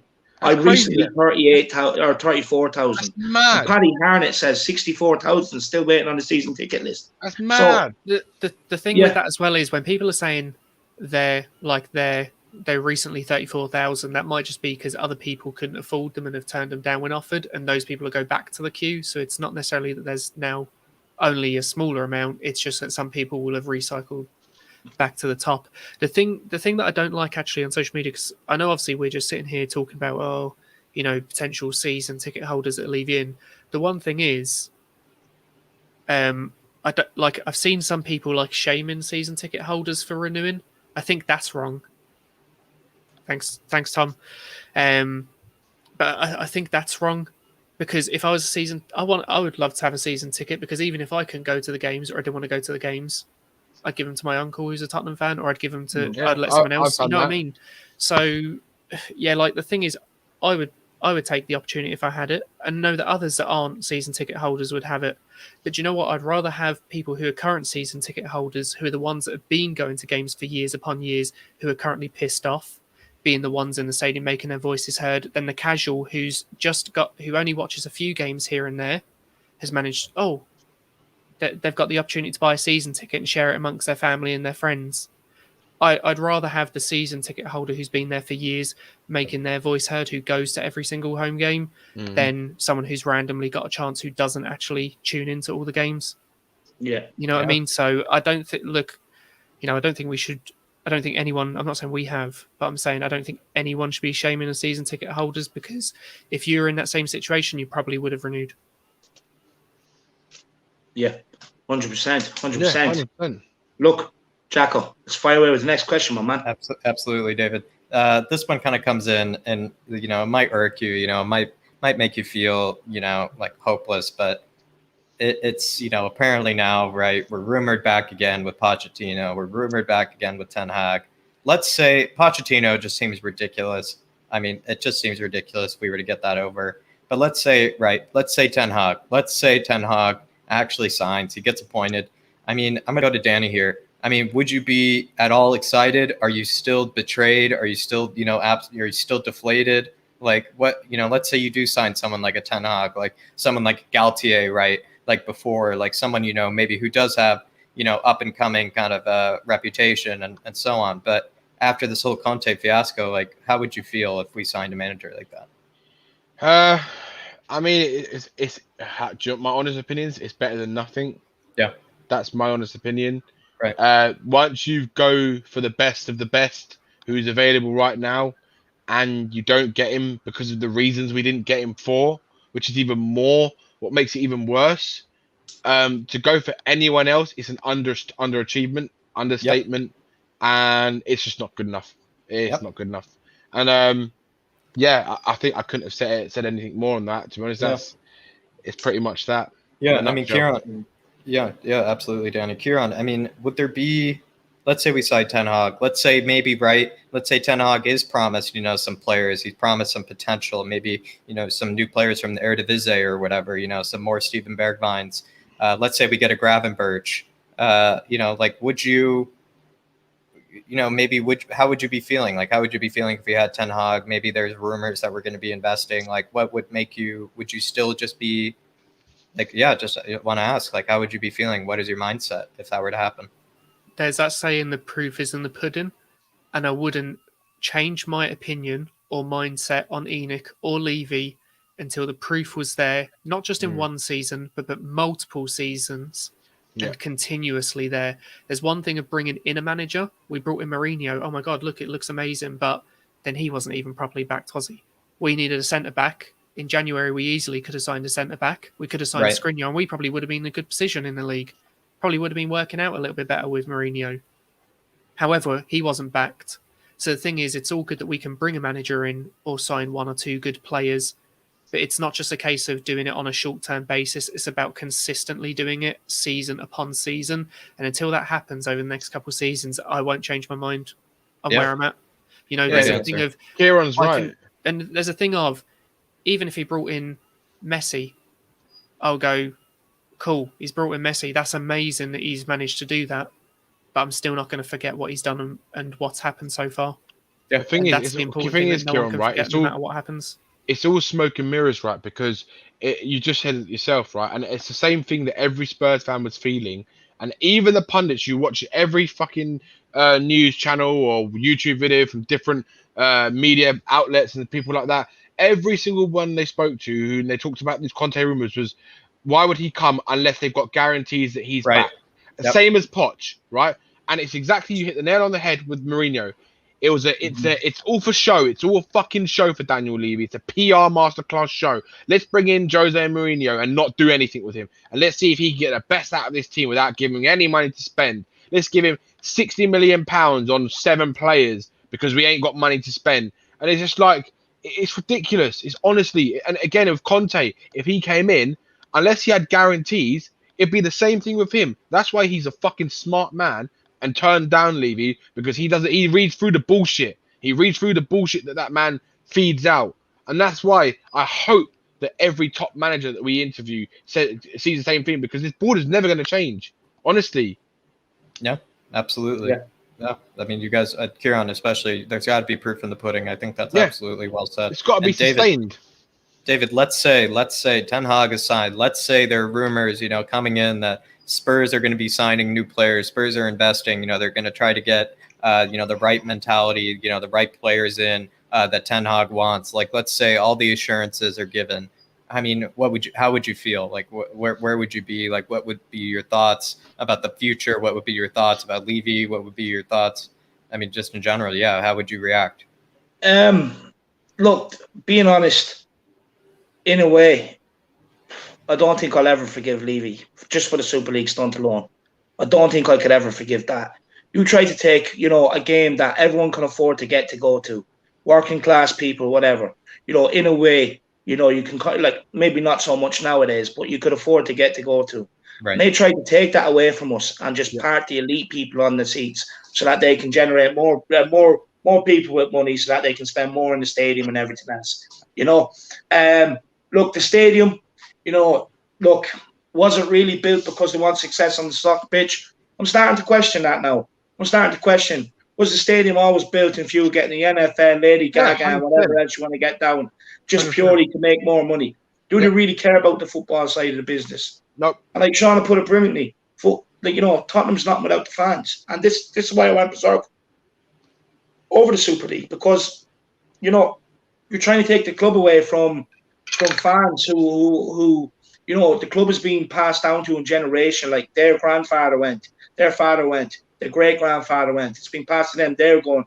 Yeah. All the money that people pumped into the club to help get to Tottenham where it is. You can never forget that. Yeah. Just as much as Tottenham is a global brand now, you can't forget the people who like all the fans who put that money in to help get Tottenham to where it is. But in terms of Levy, if you got Ten Hag and all the insurances and everything else, honestly, look, that's the sort of situation you play it season by season, don't you? Really, because like this summer he could get in Ten Hag tomorrow and give him all the insurances, give him all the players. But when it comes to a point where we're challenging for the league again, and you can tell in January maybe 1 or 2 players off, and he doesn't do it. Well, he's just going back to his old ways, isn't he? So, until I being honest, until I see trophies coming or I see a proper direction with proper ambition, I don't think I could ever give Levy a bit of praise or trust him, to be honest with you. And that's just my opinion on it. I've been hurt by the fucker too many times now. Too many times. Like, even to the point I'm actually kind of sickened with myself. I feel like puking that, I was willing to give him the benefit of the doubt if he got in Conte or Pochettino. That even sickens me. It sickens me to the core that he's managed to trick me again in a little way. So honestly, until I see trophies, until I see players on the pitch that can pass and move, that can do the basics, and trophies in the trophy cabinet, and he's doing everything he can do to try and put them in it, well then I can't. I can never trust the fucker again. And that's just my honest opinion. Brilliant answers from all of you. I just want to say, right, everyone who's watching needs to listen to what David Harris, the Irish Hotspurs, just said, because that is words from a wise man, and you need to listen to what he's just said, because he couldn't be further from the truth. Like, that is just spot on. Like, you couldn't have said it better, and everyone needs to listen to that, and we need to be united with that in mind. Yeah. Wow. No, I appreciate that. Look, we have 458 people watching. Make sure you do smash a like on the stream. I'd like to get the stream over 500 likes, get a record on it. The big push for 3K is, I'm not sure how far I'm off it, but if you're new, make sure you smash or subscribe. And look, why not get in a super chat with your thoughts, with your opinions? If you have a question for the panel or whatever, don't worry, we will still try and get everybody's comments up on screen. But a super chat, when it is flying the way it is, and and we're debating the way we are, hard and furious, which is what people tune in for. Super chat is the way to go, guys. It guarantees your comment gets read out. But Jack, give us more of the questions people want answers to. No, yeah, absolutely, David. And David, I mean, this is maybe one of the first times, but I think we've honestly, this is, I think, reaching our final question here, and we actually got through it. So power to the Harris Army, power to this panel, power to everyone here, because, this time we actually made it through. And but that's also just, and even with everybody has been sending in the super chats, everybody's been so much support. We've had upwards of 560 people watching, we've had 450 people watching consistently, and it's just been insane. Like, it's been absolutely blown up. So if you are new to the Irish Hotspur, please subscribe down below. It's entirely free. Please give the people's elbow to it as well, to that like button as well. And then also, if you do feel generous enough, please send in a super chat, because I do think this will be the final question for the panel. So you might as well. Yeah. Just quickly to add, it's not just about me. These shows don't happen without you, the Harris Army, obviously, for tuning in. But these shows don't happen without Jack, without Danny, without Kieran, and everyone else who usually comes on and creates these debate channels. So make sure you also click on the boys' social media links. It's all in the description below this video, and give them a follow. They're accessible people. You ask them questions, they're dying to engage with you. So follow them and get your questions into these guys. Dig Absolutely. yourselves up. But Jack, let's go with the last question, my man. No problem. But David's absolutely right. You can find me on Twitter. You're welcome to ask me anything, run anything by me, any transfer, any rumor, whatever it may be, any news at all. You're welcome to run it by me. I'd be happy to help. But this is maybe, we can end this on a positive, but I want honest answers here. I do want honest answers, but maybe there might be a little bit of that, delirium inside you. There might be a little bit of that optimist still there. Is there a part in you that still believes that maybe Levy might just concede to everything that Conte has demanded, everything that Conte has put up? Do you think that maybe Levy might just look at the reaction from the fans, might just look at this weekend that is happening upon us, and might actually just change his mind on Monday and just concede to everything to Conte? Lads, Kieran, Danny, I'll give it to Kieran first. Is there a part in you? Is there an optimist in you? Is there still that bit of delirium that might think that Levy could just possibly, might just go back against everything, go against his business lectures, goes against what he learned at uni, and just say, I just have to get this through? So here's the thing, where I don't think it's going to happen, personally. However, I've seen obviously a lot of people, not a lot, but I've seen a few people floating about the conspiracy theory, I'm going to say, that Conte wanted certain demands. The board said no, so now he's trying to use it as like that's it, I'm not going to take a job unless you give me these things, to try and get his way. The thing is, if that is true, then Conte deal will be finished today. However, it's been 24 hours already since that, and we've heard nothing, no talk or reports or anything to say the deal's back on. So to me, no, it's not. No, it's not going to happen. It's gone past it. It's completely finished. Yeah, look, he's just said it as well. Yeah, it's finished. For me, I'll let everyone else discuss it, and then I'll come back. Yeah. Danny. Yeah, no chance in hell. I mean, you've got more of a chance of winning the lottery or getting hit by a train than actually that happening. But is there more of a chance just because Levy will never concede? Is it just because Levy would never concede to those demands? Is it because Levy, once he says no, he can't say yes? I mean, what is the part for you? Levy's interest is more about getting spanked by Joe Lewis in his gimp suit. So that's what his interest is more. So no. There's no way he's going to ever change. Levy, from what I've got 15 years of hard evidence that Levy will not change. Same man. We've had different managers, different players over the last 15 years. Yeah, exactly. It's every day. Trust me, I apologize. It's in order to help make these questions. It's in order to help make these questions, Jamie. But sorry, Dan. Different managers, different players, same chairman. And he's never going to change, mate. He's never going to change. He's not going to give in to his demands. Just fuck him. Fuck Levy. He's a prick. He's a cunt. ENIC out. Thank you for asking. ENIC out. Just forget it. Yeah, absolutely. Look, David, I got to come to you here. Is there a bit of the optimist? Are you on the hopium like me? Jack, you would have came to me 2 months ago. I would have been all over that. I would have said, stop smoking that and give it to me. I'll smoke it all day long. But, with what's gone on recently and everything else, I'll be honest with you. I think the Conte deal is dead in the water. If you're Conte, right, just thinking on it, why would you come back to the negotiation table when Levy's already shown his colours? When further down the line, the more you want, the more difficult it's going to be to get. So, Conte's a very smart guy. Like I said before, Conte doesn't need Tottenham. Tottenham needs Conte. Right. Unfortunately, that's the situation we're in. So if he knows how hard it is going to be to try and get what he needs out of Daniel Levy, why would he come back to the negotiation table? Unfortunately, Conte can go to any club in the world. The most hopium I'm on right now is more that PSG are lured by Conte, which frees Pochettino up, which hopefully means we can get Pochettino in. That's the only hopium I'm on. And even that's deluded and dreaming. Honestly. Can I just jump in on what you've said there, right? Imagine we do get Poch. People say that Daniel Levy's this good businessman, but the extra 3 million that he's going to give Conte and what he was going to give Conte, just for him to buy Poch out of PSG, and give him a year's contract is probably going to cost more than it would have to just get Conte and his staff members in the first place. Probably. Yeah. You know, and this is the thing with Levy. It's like, you know, he won't pay for a certain player that's a really good player. He'll go for the option that's 10 million less, but then that player won't work out. So then we'll have to buy another player to replace that one, and it turns out that we end up spending more than if we just bought the player we wanted in the first place.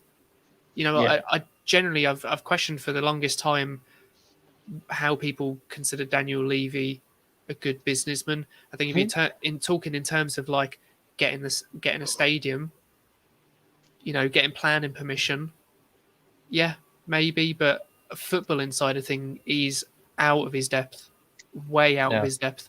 And do you know what makes it even worse? The fact that we've actually grown as a club, right, in terms of like our following worldwide, actually makes it worse, because the thing is now he's even more out of his depth than he already was. Because not only does he not know how to run the footballing side of stuff, now he's running an even bigger footballing club than he was before, and he's just getting further and further out of his depth.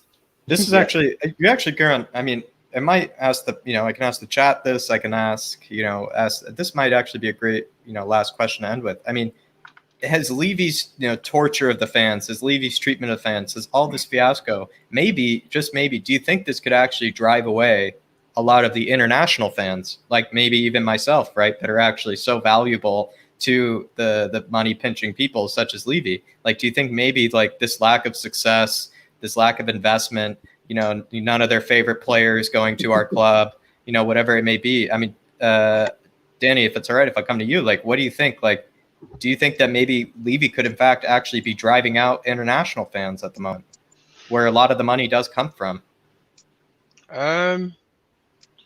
Or do you think international fans maybe might be, they might not be as awoke and they might not be as attached? The simple answer is yes, he is. You think so? You think so? I'll tell you exactly why it is now, because I've seen you thinking about it, and I'll tell you exactly why. Look at how many Korean fans that we have, or Korean people that watch in Tottenham at the moment because of that right, ENIC out. Right?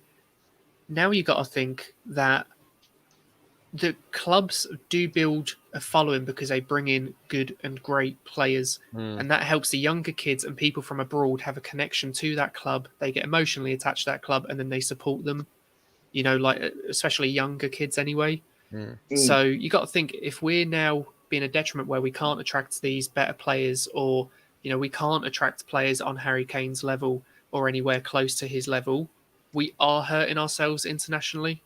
As a fan base, because we are not getting those people from abroad to follow us. Look at Bruno Fernandes, right? There's probably a load of young Portuguese kids that are probably going to go and watch Man United because of how well he's doing in the Premier League. Right. It's a very good point. Yeah, I agree with that. Absolutely. I mean, David, I come to you. Maybe we could finish off here. Do you think maybe Levy, it could go as far as like this treatment? Obviously, he's driving out the majority of UK fans, and UK fans are at the ground, in his ear, telling him what they think. But do you think maybe there might actually be a drop in support of international fans who can easily just say, you know what, I'm going to go become a Real Madrid fan, I'm going to go become a Juve fan, or whatever it may be? Do you think he could even be driving them out? Yeah, just before I answer that, this guy, James Hunter, uses the word shyster. Someone else used that word earlier on. Anyone that used that word has to listen to the Peter Crouch podcast. So let me know if you do, my man. But on that, look, of course, like it's even people that are, newly getting interested in football and stuff like that. That's how you're building your fan base and stuff like that. And obviously, Spurs fans that have kids and whatever else passed on. But no one's running around. Well, I hope no one's running around in America or any other part of the world wanting to be the next Harry Winks or the next Moon Boots or the next Mooses the Soul Train, the next Ben Davies, the next Sanchez, the next Aurier, the next Doherty. And I could go on with the list. I just hope there's no one running around wanting to be the next them.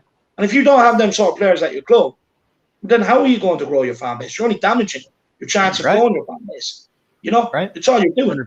Look, unfortunately, you're always going to have the odd player like Dele Alli where the young lads thinks his hair is cool and you know what I mean, this sort of that. You're always going to get that. Still got him, Dave.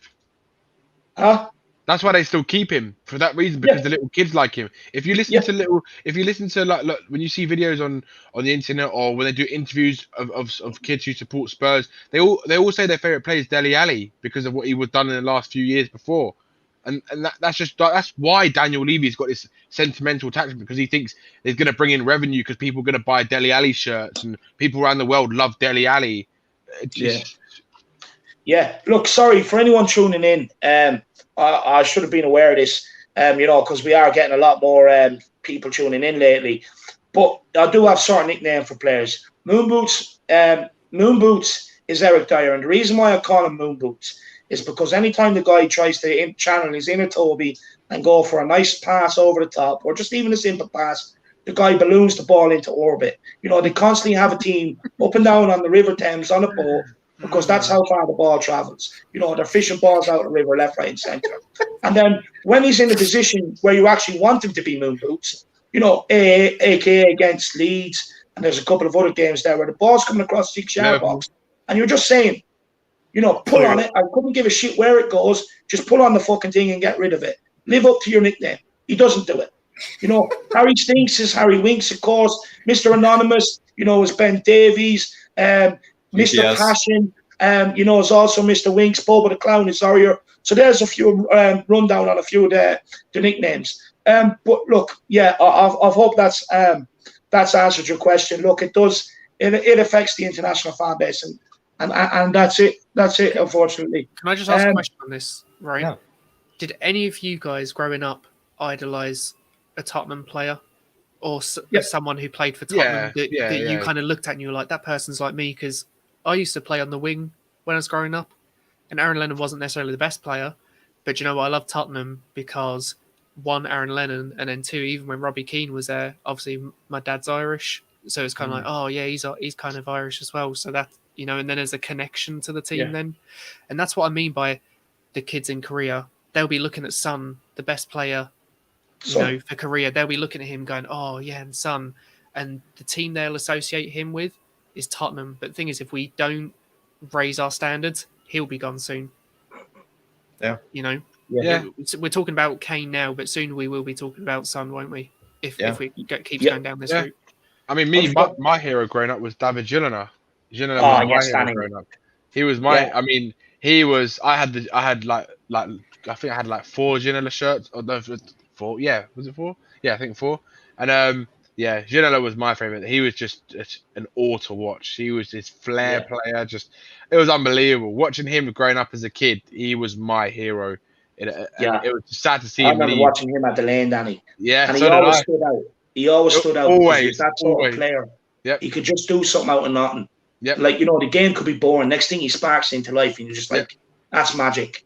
I want to be like him. I want his hair. I want what shampoo he uses. I want whatever deodorant and cologne he uses. Winks asked him his shampoo. No, that hairstyle is too outdated for Harry Winks. That's why he's running around after Grealish against Villa. Because he went looking for all the stuff that Ginola recommended, and they don't sell it anymore. So he realised Winks was the next best man. Oh, God. But look, what we'll do is, lads, we're going to take this super chat, and then we're going to end it off. And before we end it off, I want to give everyone a chance to plug their channel. So, Jack, let's go with the last super chat tonight, my man. Absolutely. You got a super chat from Mescobar, which is also another great name from a super chat. And Mescobar says, at David and the Harris Army, who would you rather look through who would you rather have with a rebuild, Conte or Jose Mourinho, and why? For me, it's an obvious. It's got to be Conte. But maybe we go around the panel for this one. David? Yeah, for me, look, as much as I was a big fan of Jose Mourinho, I was trying to tell everybody he wasn't as major part of the problem as some people made him out to be, and I still stick by that, and I was proven right, because even when he went, nothing changed. But look, for me, I would go Conte. Look, I think he probably works better with the modern day player than what Jose Mourinho does. But at the same time, Jose being harsh, they deserved it. Conte is just going to be just as harsh. But look, right now, if I'm talking about rebuild, I would take Conte just off the back of what he's done at Juve, what he's done at Inter. He came into the Premier League with Chelsea, walked the league there.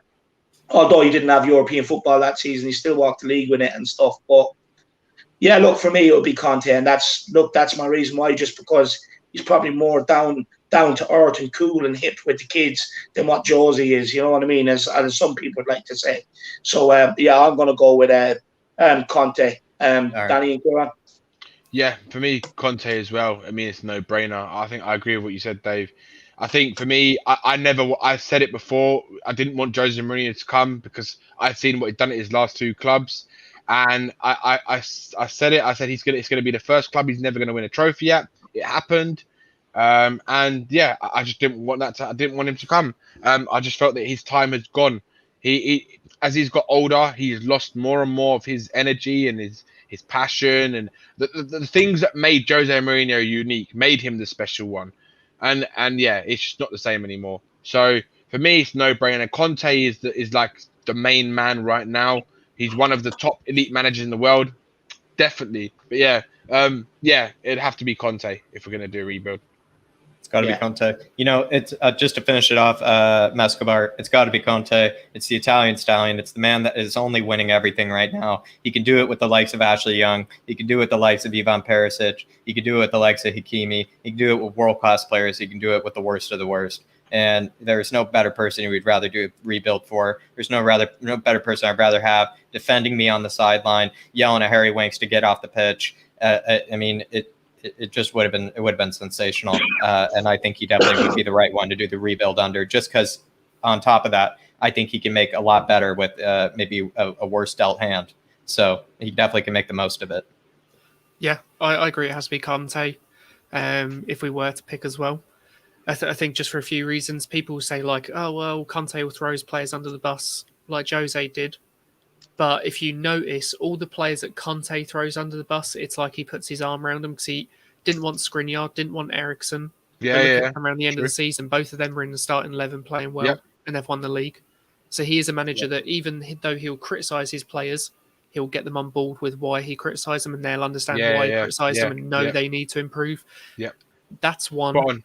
2, his recent achievements and how recently he's won things, you know, in comparison to Jose. And 3, we've already seen Jose in action, and he thought fucking playing Dyer at centre back was a good option. So, do you really want another 3 years of that, or not? You know, I'd rather Conte because he'd probably boot Dyer out the door on day 1. Yeah, 100%. Well, look, guys, you know what I want to say is why we let the lads plug exactly where you can find them. If you feel like getting your super chats in and showing your appreciation for the show, by all means do. But what I do want to see from everybody tuning in, it's been insane. We've done absolutely record numbers tonight. People tuning in, viewing wise, the Harris Army. You know, make sure you do smash a like on the stream. It's currently at 394. Let's get it's not 404. It's 404. It's 404. Look, let's get it to 410, 420. Make sure you smash a like on the stream. You know, if you're new, make sure you do smash subscribe on the channel. But look, I really do want to say a massive thank you to Jack for providing the questions everybody wants answers to. I want to say a massive thank you for Kieran for giving up his time. I want to say a massive thank you to Danny for giving up his time. But Jack, why don't you tell everybody where they can find you, my man? Yeah, absolutely. Listen, you can find me on Twitter. I think the link is down below. I believe you can find me, especially here on the Irish Hotspur, because I believe on Monday we got player ratings coming out. Oh yeah, no, that's coming out. Yeah, I think this upcoming Monday, everybody, we got the second part of the player ratings. We're going to be diving into the midfield, into the attack. Marcelo's going to be there. You already know, bro. And it's going to be sensational. And I know everybody's been looking forward to it. So you can find me there. Obviously, you can find me on Wednesdays as well when I ask David a bunch more questions just like this. And then on Fridays, you can find me over at Tottenham Away, where I do my kind of own like stats show over there as well. So please give a big subscribe down here. Like I said 1,000 times. Now this time, give the Irish elbow to the subscribe down there below. And then also you can find me, coming Monday, coming Wednesday, and then coming Friday at Tottenham Way. No, 100%. 100%. And Sean Blaney with the super chat says, legends. Thank you. I really do appreciate it. And it's nice to know you appreciate it. Just quickly, before we let Kieran and Danny, everybody put in the comment section. Let us know how much you enjoyed this show. Let us know, you know, show your appreciation. Give your thanks to Kieran, Danny, and Jack. Get in there, show your appreciation, and let us know how good and how much you enjoyed the show. Even if you think it was shit, let us know. I couldn't care. I just want to know what people make of the show. Make sure you give your praise to Danny, Jack, and Kieran. And of course, look, make sure you do follow Jack. You have any questions, put them to the man. He loves answering them. He loves it. And, you know, he's a great guest. He's a great contributor to this channel. Since he's come on, it's elevated to another level. He's a man. He's the man. He really is. And for everyone that's sitting there thinking, oh, blimey, he looks like your man out of Power. What's his name? I can't remember. Tommy. Tommy out of Power. Yes, he does. He does. But look, let's go to Kieran, the man that did look like Eric Dyer before he was when he was on the show. His mic cable broke. I think he just stopped to let his hair grow a little bit. Yeah. And all of a sudden he's back. And he is the man to blame for anyone going to sleep with the image of Daniel Levy in a gimp suit. He's the man to blame for that. I know I started the joke, you know, but these sick puppies took it a step too far. So thank Kieran for that as well. But honestly, Kieran, you know I love you. You know I have great time for you. Let everyone know where they can find you and what they can expect from you coming up, man. Yeah, you can find me on YouTube. Let's Talk Spurs. You can find me on Twitter as well. Let's_talk Spurs. The link is also in the description of this live stream. So if you just go into the description, there is links to my channel. On Monday, we should have a video coming out where me and Jack actually went through all the players we'd either sell or keep at Tottenham this season. So if you enjoyed what Jack said as well, he'll be on the channel soon on Monday. There'll be a video releasing. But look, like I said, link in the description where you can follow me and you can follow everyone else as well that's on the panel. No, brilliant. And honestly, guys, what I would ask everyone to do is throw your full weight behind Kieran. Like you've done with any other guest that's come on this channel. You've been insane. You've helped them all out so much, you know. But let's flex the power of the Harris Army one more time. And let's get over to Kieran's channel and give him the support he deserves. You know, Kieran, as soon as you drop that Monday, send me the link for the YouTube channel because I can only find the one for your Twitter. But send me the link for the Let's Talk Spurs YouTube channel. And I'll be sure to plug it for you on Monday as well, my man. But everybody, as soon as it's out there, I encourage everybody, get over there and check him out and show him the support. I'll add the link on. The link you've put in the description is my Twitter link. So what I'll do is I'll attach my YouTube onto my Twitter profile. So people go there, they'll be able to find the YouTube channel as well. Yeah, 100%. So everybody, you know, you've great shows looking forward to. You love Jack, you love Kieran. The two of them are going to be together. It's going to be a whopper show. And of course, I'll be making my appearance on it soon as well. So make sure you look out for that. It's going to be fantastic. But look, another man, you know, he arrived late today, you know, but look, we can all accept it. You know, he's a busy man. But honestly, Danny, you know, I know you had the missus over and you spent time with her, but it's refreshing and it's great. Just like having Kieran back, having you back as well, my man.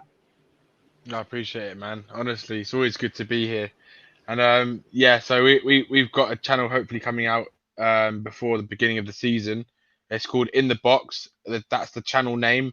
But the Twitter handle is InTheBox_TV, which is you can see right there. And basically, we're going to have a debate show. We're going to have it on Premier League teams. We're going to just have fans from different teams. Basically, the most fucking deluded people you'll ever see. And if you want to watch absolute idiots chatting shit to each other, then please come over, because if you like delusional people like myself and like this beautiful panel here, then you're going to love it. And we will have a dedicated Spurs show. So we're going to have some dedicated content with all these beautiful faces and people from some of the other Spurs family channels. And yeah, just look out for some news that should come out soon. Some more news on that. Brilliant. And I just want to say as well to everyone who's still watching, if you haven't already done, please go over to Tottenham Away and like their channel and follow Jack KINEKE, because this man is brilliant. And I want you to do the same for Kieran as well, because this man is Eric Dyer's biological brother, like no doubt about it. But honestly, he is a genius as well. He's very, very intelligent. And he brain-wise opposite. Brain-wise, complete opposite. You know, he got the brains. Brain-wise. He's the one with the brains. Yeah, definitely. All the brains went to separate their brother a thing or two there, Kieran. But yeah, he's honestly absolutely brilliant. So please go over to him and follow him and subscribe to his channel, because he's brilliant. And obviously, we don't need any introductions here, but the man himself, Theirishyid, he's one of a kind. He's absolute legend of a man, absolutely brilliant. And everyone just like this video and get over there. And if you haven't done, subscribe. People, the Irish people's elbow that fucking subscribe, like and subscribe. I'm telling you, because he's just brilliant. And the stuff he's got planned for next season, you're gonna absolutely adore it. So just stay tuned with that. I'm telling you guys. No, I really appreciate that, Danny. I really do, my man. And honestly, guys, look, look, when Danny gets his channel up and running, I've no doubt people are going to flock to it and subscribe straight away because he's been on the scene long enough. And, you know, any show he goes on, everyone's always putting in comments. And I can't wait for one to look forward to the content. I can't wait for one to be brought on and wind up some of Danny's deluded rival fans. Oh, I can't wait for that. Day with them. It won't be Deli Ali's on a string. It would be Danny's friends around the string. Wait till the Chelsea fan you see. I'm telling you, Dave. I'm telling you, you're going to have a field day. I can't wait for it. But in the meantime, everyone get over and check out In The Box TV on Twitter. You know, his channel is coming, and I can't wait for it. I know a lot of you can't either. Look, I want to say a massive thank you to you, the Harris Army, for tuning in. Everyone else for tuning in. For staying for a whole 3 hours. You know, it's insane. Honestly, you must have really enjoyed the show. By the comments that I've seen flying, you must have really enjoyed the show. I appreciate you for tuning in for so long. I want to say a massive thank you to all the super chatters, all the new channel members, all the existing channel members, all the people that have threw in super chats before. You know, you really do help me achieve this full time. You're really helping achieve your stream. I also want to say a massive thank you to the Harris Army for all the likes you put on the videos, all the support you've shown me, all the support you show me when I go on other channels. You know, even channels I've never been on. You know, you see Harris Army in it. It's insane. I really do appreciate every single one of you. I just want you to know that. I probably don't say it enough, but I appreciate every single one of you and everything you've helped me do. In a way, you've completely transformed my life over the course of the pandemic, because, you know, that's a story for another day. But you just know every single one of you has helped contribute to completely change my life, and I really appreciate it from the bottom of my heart. I really appreciate the guys for giving up their time, 3 hours tonight, to sit here and give everybody the therapy that's needed. Everybody the therapy that's needed. Another thing before I end off, is anyone that's struggling out there with mental health, anyone that needs anybody to talk to, anybody that just even wants to talk Tottenham, my social media is always open. All my links for my Twitter, my email and everything else, it's all below. Never be afraid to hit me up. Anyone that already has or anybody that does, you know, always knows that I will always text them back. You know, I will. My phone is hopping and I will always text you back. Just make sure that. Never be alone. And I cannot stress that message enough. We have Glea Kakaras here with a super chat. Here's more dough. Buy some Ben and Jerry's cookie dough. I really appreciate it. I like the way you spelled dough the first time as well. I saw that. Look over here, that might get me 2 tubs if it's on special. So I might be able to get cookie dough and chocolate fudge brownie, Glea. And look, you know, thank you so much. I appreciate the donation. And I hope you're sitting there with an old glass of Prosecco or wine and enjoying some Ben and Jerry's and looking at these 4 gorgeous faces. Big yourself up, Glea. You've been immense tonight. You're super chatter of the day. I have to give you that award. You've been absolutely insane. I really do appreciate it. But look, honestly, you know, it's been a great show. I needed this therapy just as much as you guys did. And again, I can't praise this panel enough for the show we put together tonight. I'm pleased of it. I'm proud of it. And I know the boys enjoyed it, and I know everyone else has enjoyed it just by looking at the people that have been engaged all throughout. It's been insane. But look, as tough as it is being a Spurs fan right now, one day we will have our success. One day it will come. And that's the hope you might hold on to. So honestly, until next time, ENIC out, Levy out. ENIC out, Levy out. ENIC out, Levy out. Levy's a cunt. Levy out. Get him out. Get him out.